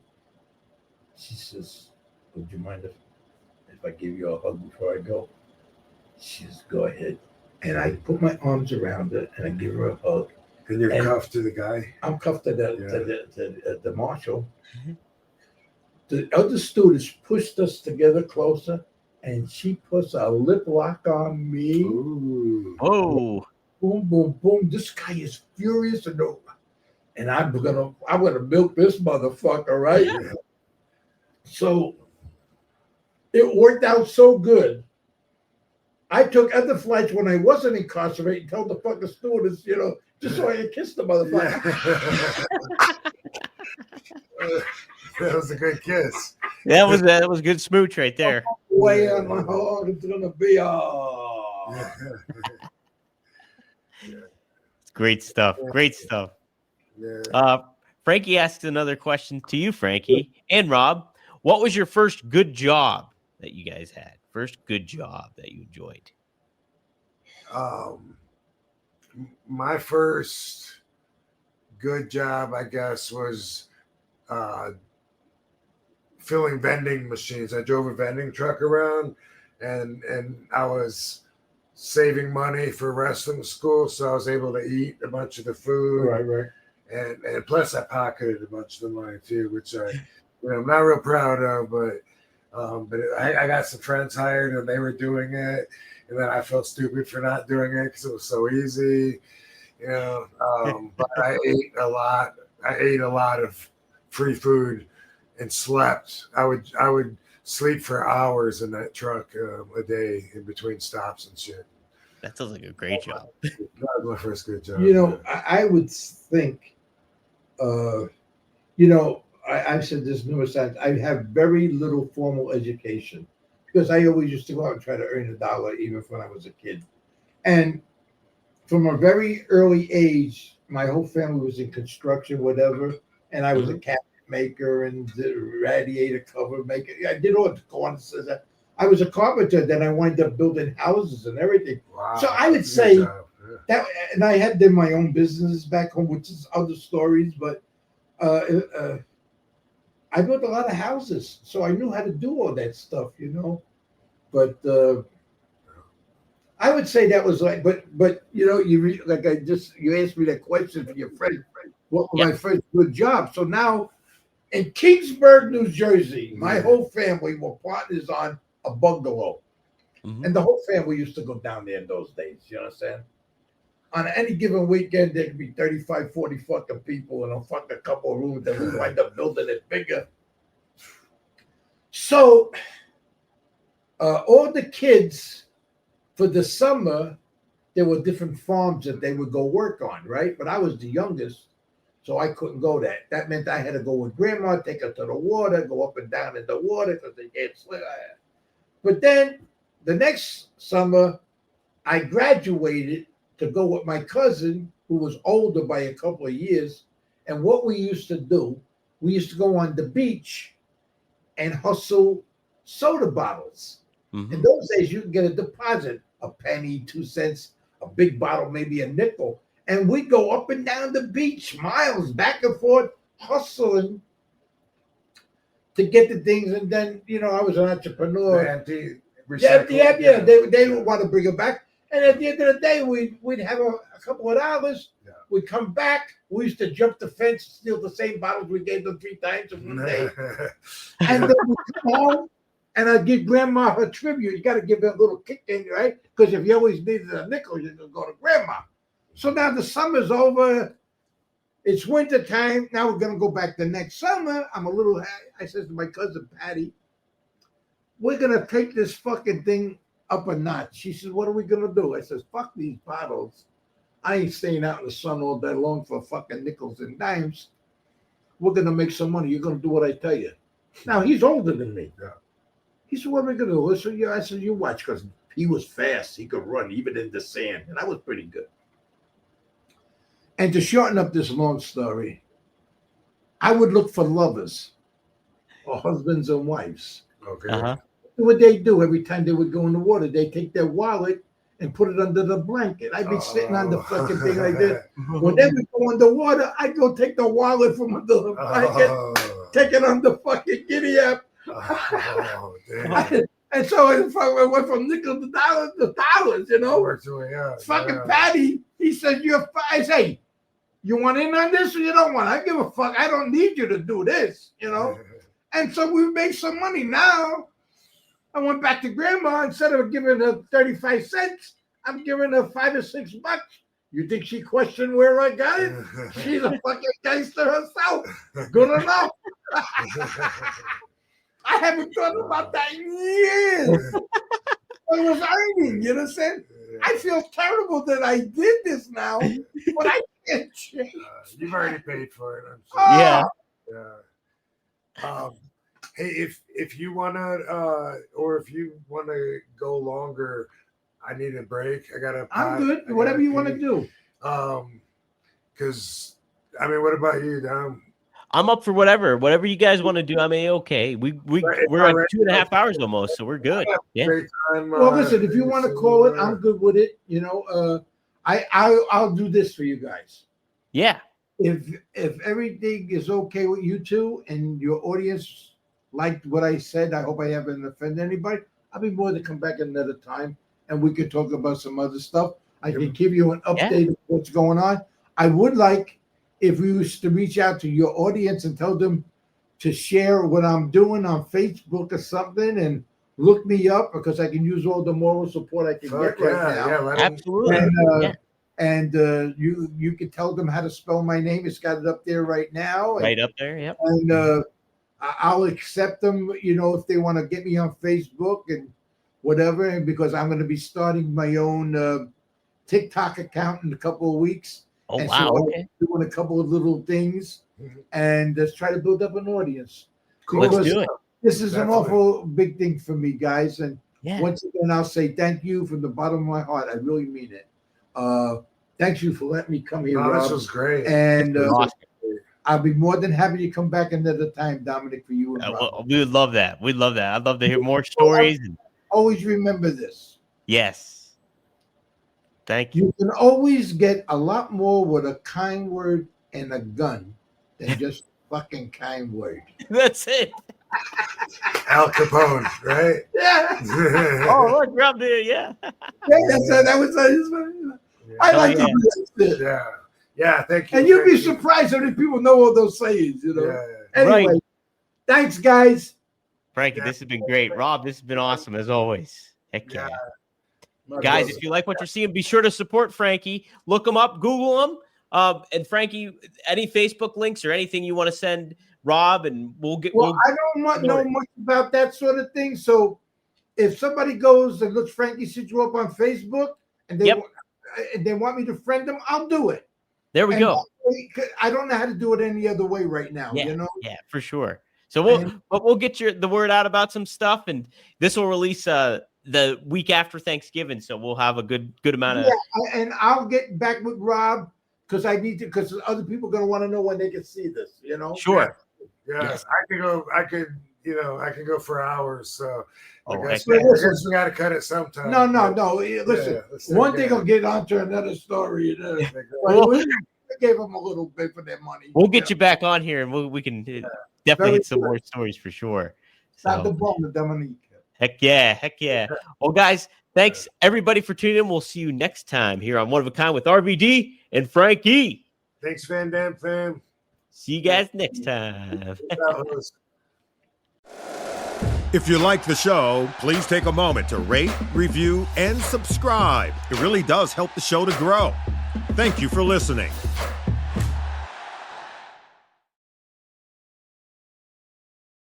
The following announcement has been paid for by the What's Wrong with Wrestling podcast.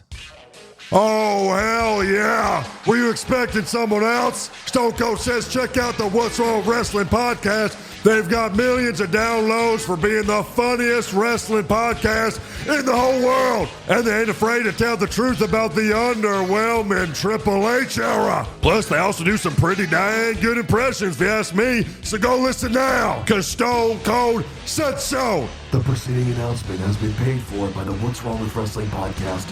Available on Apple and Spotify.